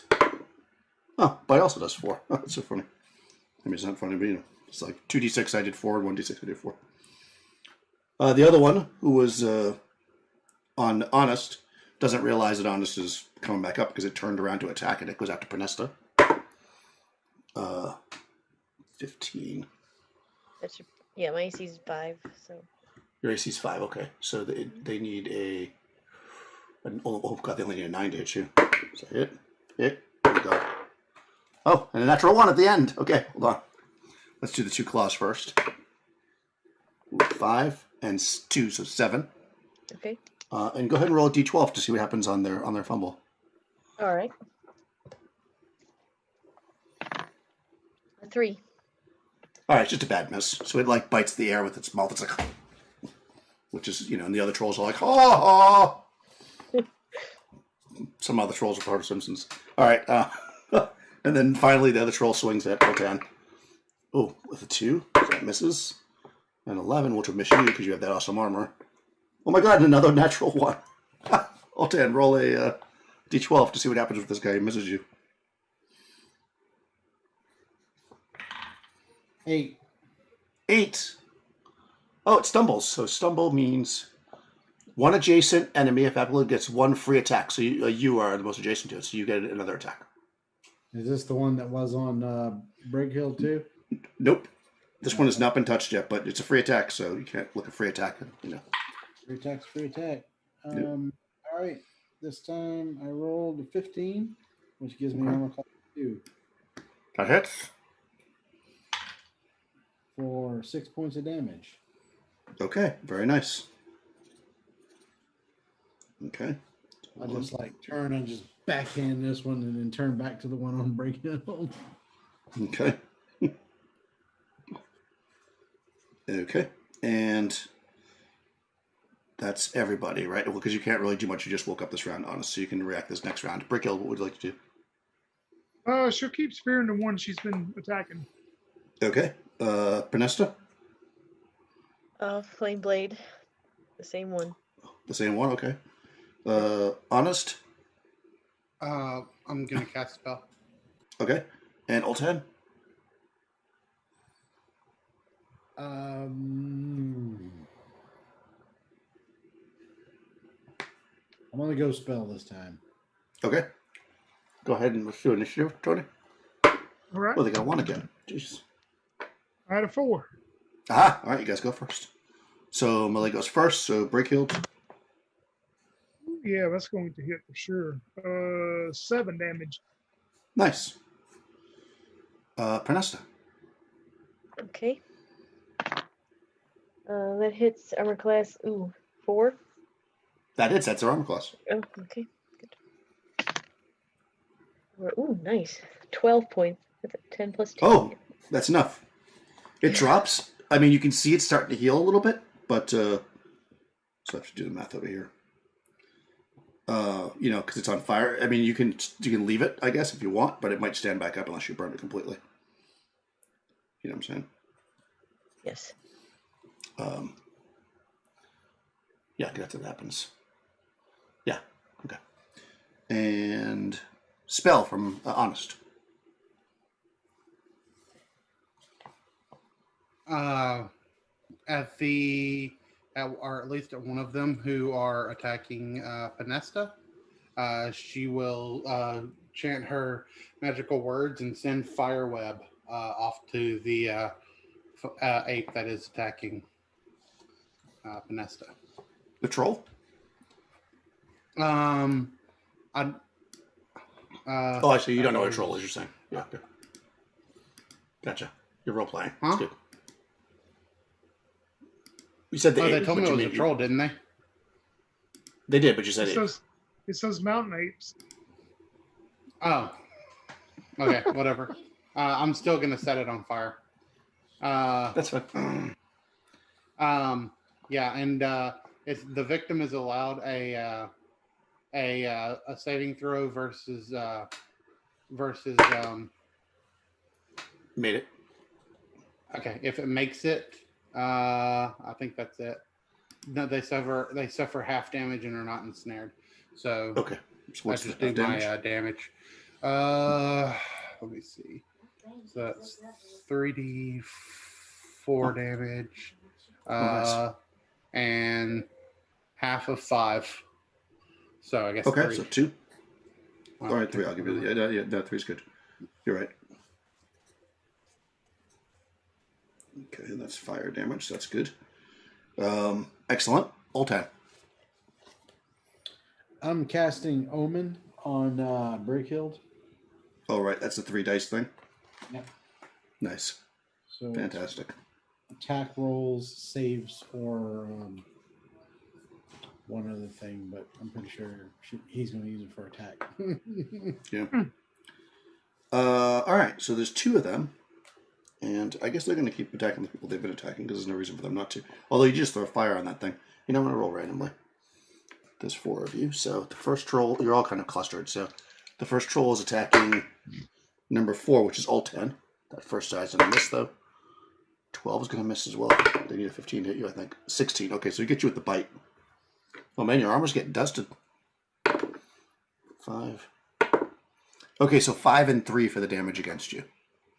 So remember, subtract 2 from each of those. 1 and 3, so 4 total. Okay. That's right. Yeah, having armor is nice, huh? Yeah. And the other one is attacking. Clearly, they're not very smart because they're going after the armored person. Oh, God, they're going after Honest again. Boy, you must taste good, Crystal. All right, here we go. 3, that's going to miss you. 5, that's going to miss you. Holy crap. How about the bite? Ooh, 11, that hits, I think. What's your AC again? 4. That hits AC 3. Ah, okay, it hit you. All right, so you're getting bit. Ooh. For 7. Did that drop you again? Down to -2. Ah, okay. Yeah, it bites into you. Stay down! And that's it, because there's only 2 trolls left. This one will regenerate a little bit. Okay. And that's the end of that round. So, Brigild, what would you like to do? She's going to charge the one that's just took Honest down and try to get it off of her. Okay. Perfect. How about Penesta? Flame blade against that one that just took Honest down. Okay. And Oltan? Well, we still have one that we were fighting with Brickhild, right? No, that one's down. I mean, it looks like you can see it's regenerating, but it's still currently down. Oh, okay. I got confused as to which one died. Oh yeah, I did too. Then if I thought mine was still up too. No, yours is down. All right. Well, I'm Yeah, going to change what I'm doing. I'm going to change what I'm doing. I'm sorry. I'm going to, if I see that it's down, I'm just going to pull out a flask of oil and prepare to set it on fire. Oh, okay. All right. That's perfect. You can do that. Okay, so you're not going to charge the one that's on. Okay. How about Vanessa? Are you changing what you're doing? No, I'm still gonna go after it. We need to get him down. Yeah. Okay. And Altan? So there's one on Honest. Where's the other one? You. Oh, Your armor's just been bagging it off, but you've been getting slammed with these things. okay. Yeah, well, the thing is, everybody attacking a troll by themselves is not good. So I'm going to turn and charge with Penesta at that one. I just think that you're such a you're like, now that you're a megalomaniac, you're such a badass. You're like, where are these trolls? Oh, Didn't we already kill these things once? what's this bounced off my armor here? all right. So you're gonna melee. Okay. All right. So of course they're meleeing. So in the once again the cleric's gonna try to bring Honest back up, although he's a little bit nervous. Go ahead and roll initiative, Tony. 3 for them. Oh, I had a 3 also. Oh, what's your dex? My dex is 12. Okay, there's his 8, so you're going to go first. So you're doing the oil thing, that's fine. Panessa's doing a melee, so you go first. Okay. Before spells. Yep. Armor class. Oh, 4 again. I keep getting That hits. Yep. Or 7 points damage. Oh, nice. Okay. Okay, it's hurt. All 10. I hit armor class 3. That hits. I'm so not used to being able to hit things so easy with a 14. It's the level that you're at. Yeah, and I rolled a 7 on the die, so with my +1, it gives me 8 total damage. Nice. Okay. So And the cleric's going to cast healing again on Honest. Honest keeps going down. That's 5 points back to you. Back to 3. Okay. Yeah, so you wake up again. And he's like, "You're doing good, Rocco. You're doing good." Now, just to make sure I'm square, you said when that happens and they cast like that, it doesn't go from the -2; it goes from 0. No, it goes from the negative. Okay, I'm sorry. Yeah. I was thinking of a different system. No problem. Yeah. Until you reach 0, you don't heal normally. Yeah, so if somebody's really far down, you want to make sure you really get them. The thing that it will definitely always do, though, is stabilize you. So let's say you were like -6 and like you only rolled 2, so you'd still be below where you'd start bleeding out. I would say you're stabilized because that doesn't seem fair that you wasted a spell and you can't even stabilize somebody.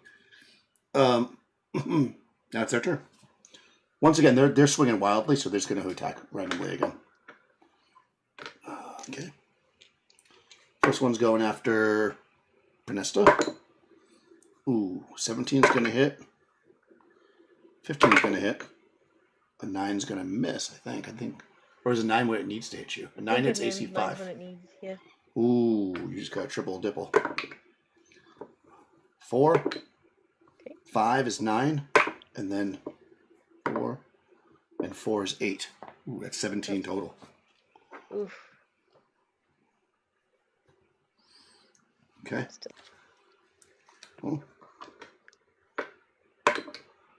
Oh, and it's going. You dumped your oil, but then this one comes running at you. Maybe it knows what you're up to. Brickhild, and this one charges at you. Oh, God, and crits. Darn it. But you already got the oil down, so I mean, it's still going to hurt. 13, I think, might hit you. I'll check that one. Oh my God, I think it hit you all 3 times again. Ooh, 13 hits an armor class of 1. Yeah, you might go down here. God damn. This is going to be a tight one, man. Trolls are nothing to mess with. Okay, damage for Brickhild. 6, 8, 11. 11 total. Okay, I'm still up. Yeah. Oh, yeah. All right. And this thing's burning, so you don't have to worry about that one coming back. I'll say there was still enough heat on it from the flaming sword. You have to light it separately. And all right, so one troll decently hurt, another troll a little hurt, and you guys are very hurt. What does Brickhill want to do this round? Well, she dropped the oil and set that one on fire, and this other one just charges into her like that, and she turns and looks at it and says, "You're next." And she's going to pull out the +1 scimitar and strike Oh, nice. it. Okay, you can definitely do that. Roll 3 dice. Yep, that's what that's why I'm using the scimitar. There you go. Panesta, what's your plan? I still got the flame blade, so Okay. Honest, you're up again.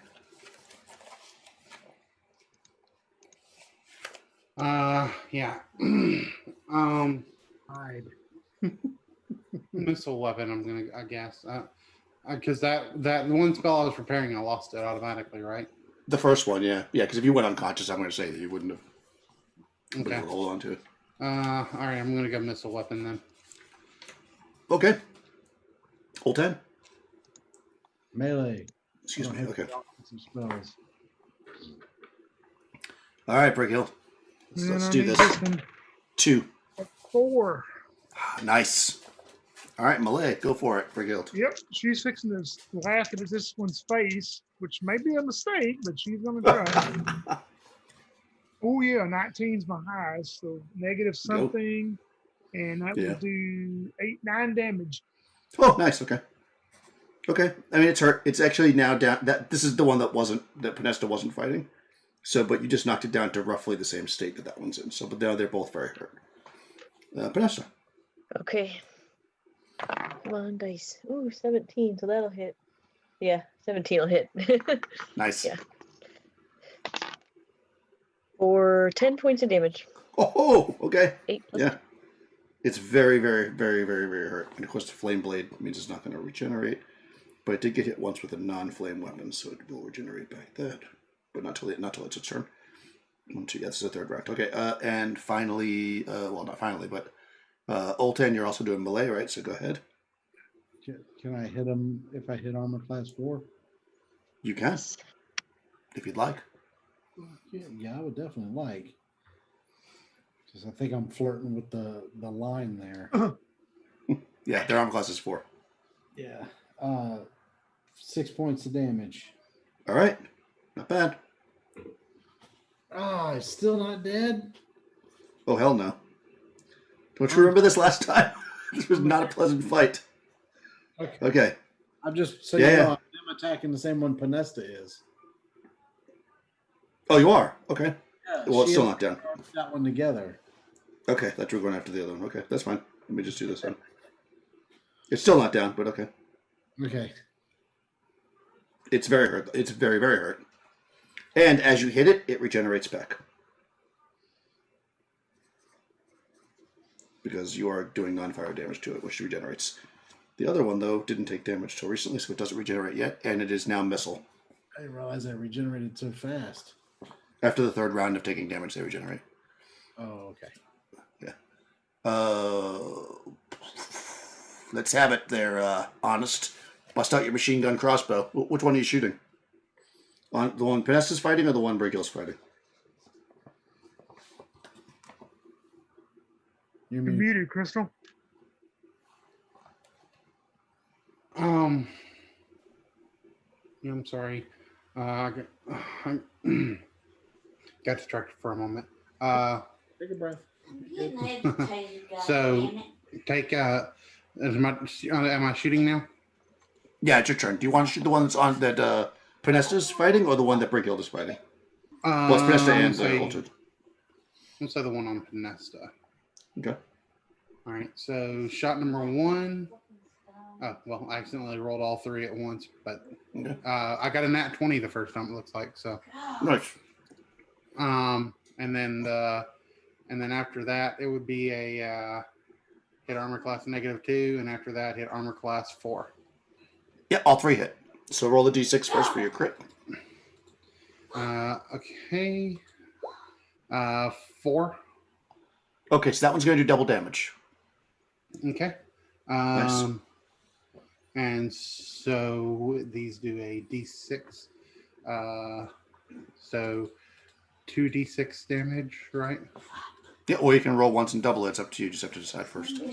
I'll do one and double it. I think that's how I Okay. usually do it. So 5, that does 10 damage to it. Okay. Do your other And ones? then 1 damage and 2 damage. So Okay. total That's of enough, 13 actually. damage.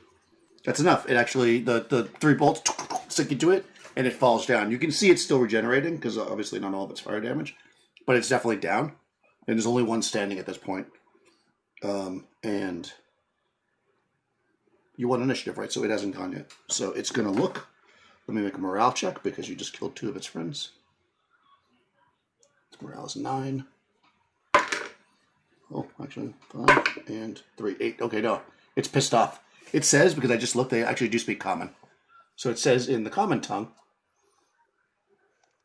"I'll kill you last." It points at Pinesta. That's the only Schwarzenegger line that I like to say all the time. And then when he doesn't kill you last, he's going to say, "Remember when I said I was going to kill you last? I lied." So, you bring what would you like to do? He's going to try to scimitar it. All right. How about Panesta? The one at my feet is still regenerating, though. Yeah, because it didn't completely die from the flames. Yeah, it took some damage from the mace and also from the. We gotta kill it, so I'm gonna hit it with the flame blade. I have one more flame blade hit. Okay, I mean it'll be an auto hit. You can just roll damage, so that's fine. You can do that. And honest, what would you like to do? There's one troll standing.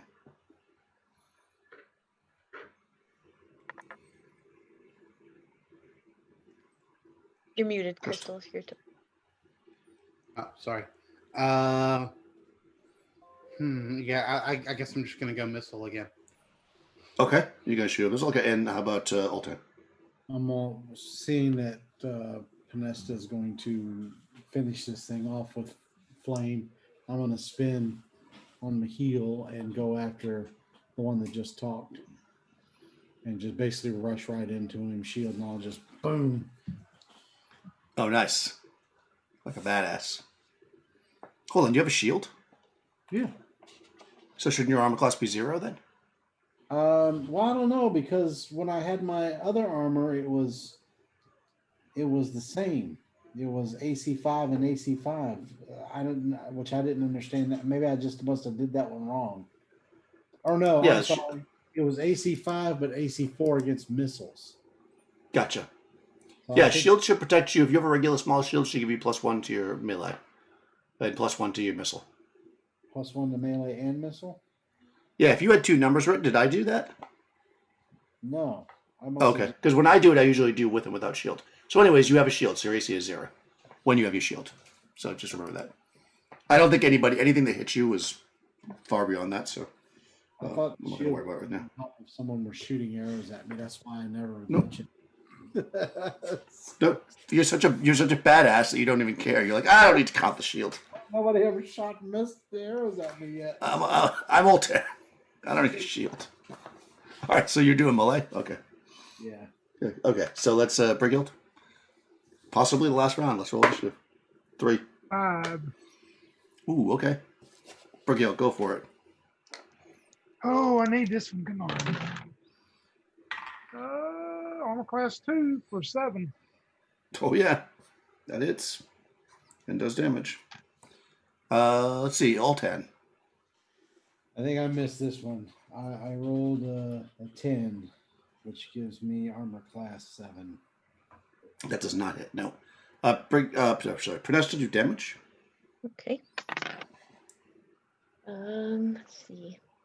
8 points. Okay, yeah, you start lighting it up and it just catches flame. It's burning. Okay. So you know it's gonna, as your blade. Yep. The Schwartz runs out of power, and the and honest, shoot your missiles now. Let's see your Okay. is mine.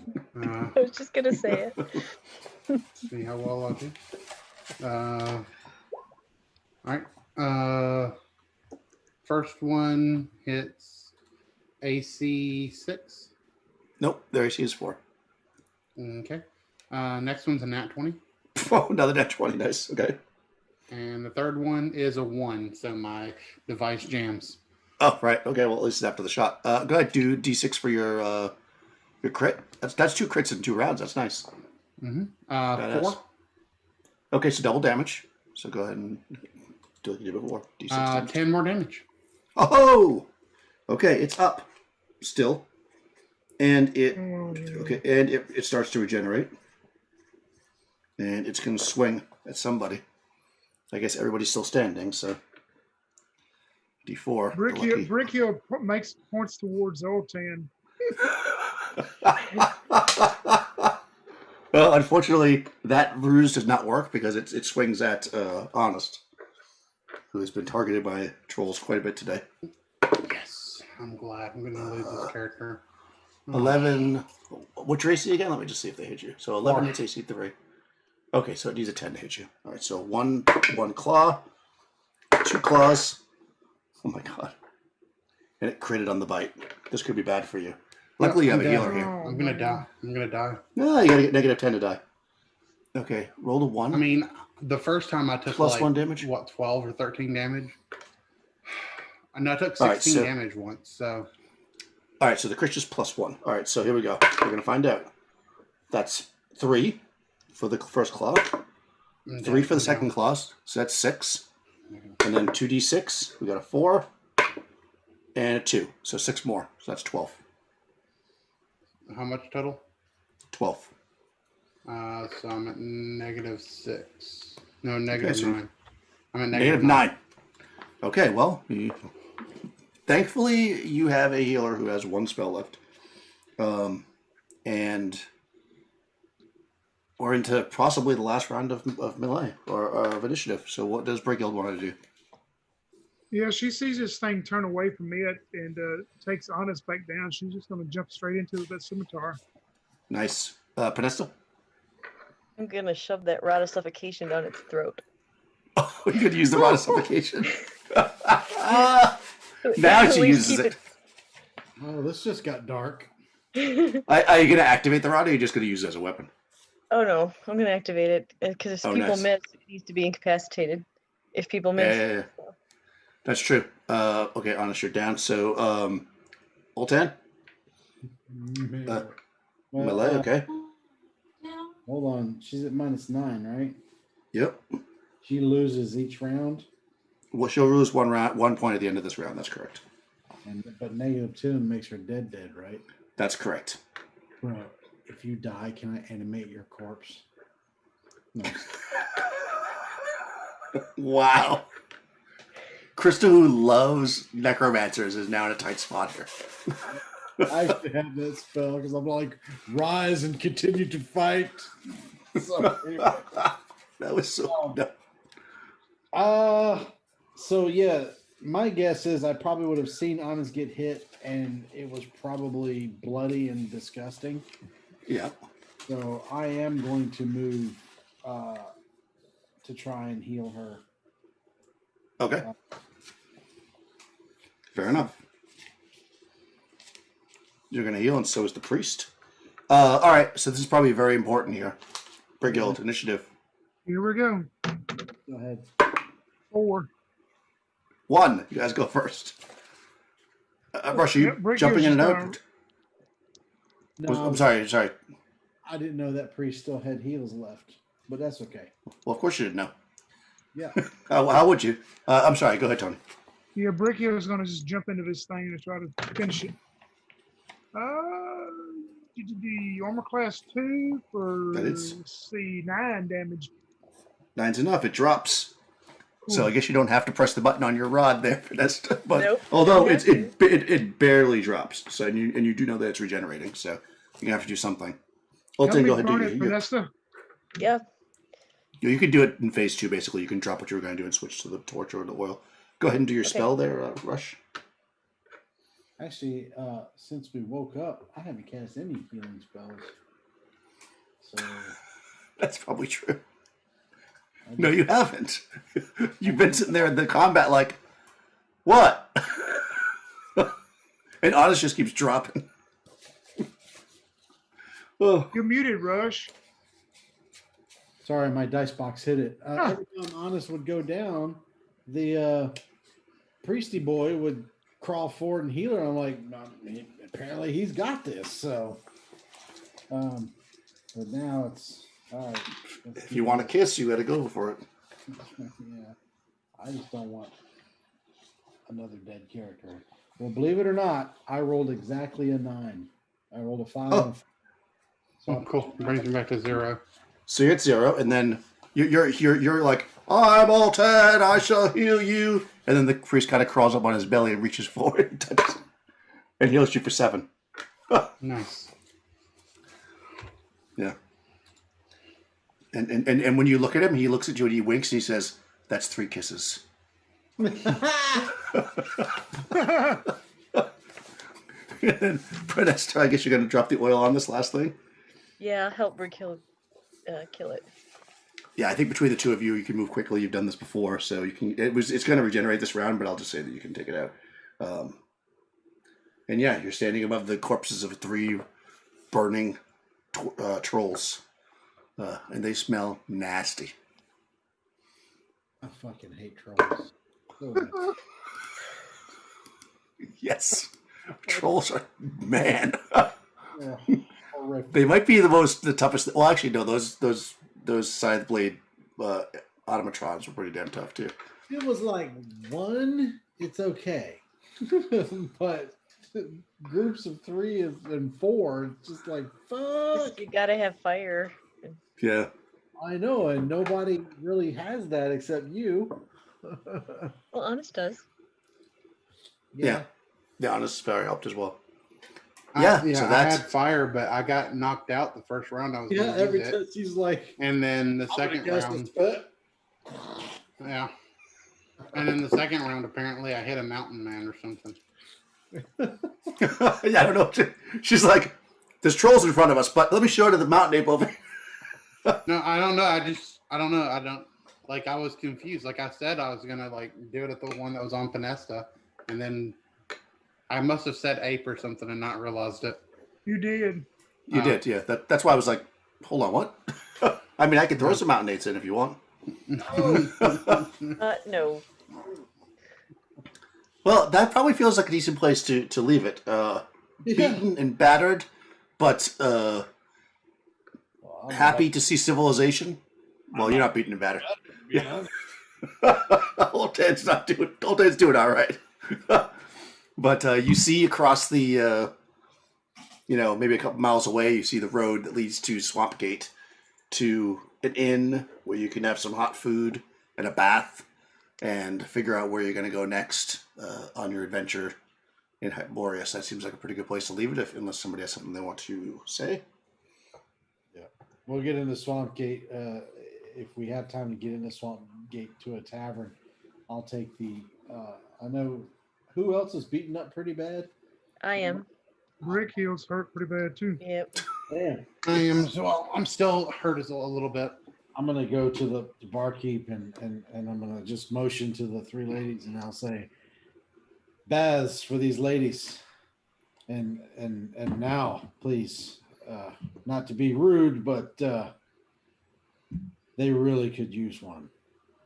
They need a night to relax. Baths for the ladies on me. Carousing in Swampgate. You want to carouse? Yeah, let's do a carouse before we stop. Is anyone going to carouse? Well, I mean, I might carouse. I assumed you guys were just going to go jump in a hot bath and try to recuperate since you're all bloody. Well, listen, these things can happen. During the carousing. All right, so let's do a quick carouse for anybody who wants to. Let me jump over here. How much money did we make? I mean, do we? I don't know. Money? I'll look at it. It'll be. I mean, you guys recovered some gold, I think. Whatever you got since the last time you caroused is basically what will count. So anything you got in this I don't adventure- have any. I don't have any gold. I think I So had you the got same nothing then. 50 gold that you said we could have to start with. Oh, really? We didn't get any gold? No, I don't think I mean, so. I don't think we found anything of. Actually, you might be we- right. I think you guys literally left all the treasure there. There was so much treasure in that mansion. Oh my god. Yeah, I don't think you took anything. I mean, we got you the can carouse amulet, with the the 50. drinking horn. No, that's true. Yeah, you got that stuff. Yeah, okay, you did get stuff. I All did right, so get go that ahead. journal, fire journal. Right, but you can't. It's not yet. Well, I mean, you could carouse with that. Yeah, You no, can carouse I'm with, if you not want to carousing carouse with the fifth. I guess we should probably not carouse then because I don't think you have any gold. I don't Unless think you we have some. enough. Did you get gold, Tony? I don't remember. No, I forgot about us being 0 gold until they said that. I forgot about that. Yeah, I did too. Because the reason why is because I was looking at all this treasure that you guys were leaving, and I was like, oh my god, so much. I got to go back now. I just said that. They're like, no. All right, we lost Yeah. all of our gold, didn't we? Yeah, whatever you want to do. I think no carousing at this point. I think this adventure so far, you've gotten the most experience points from combat, which is like so weird in this. We usually don't have that. Like you've got tons Well, of XP maybe from if you would combat. stop throwing deadly monsters at us every time we try to get treasure. You know? This is a very, very deadly. I will say this particular adventure is very, very combat heavy. Like it's very deadly.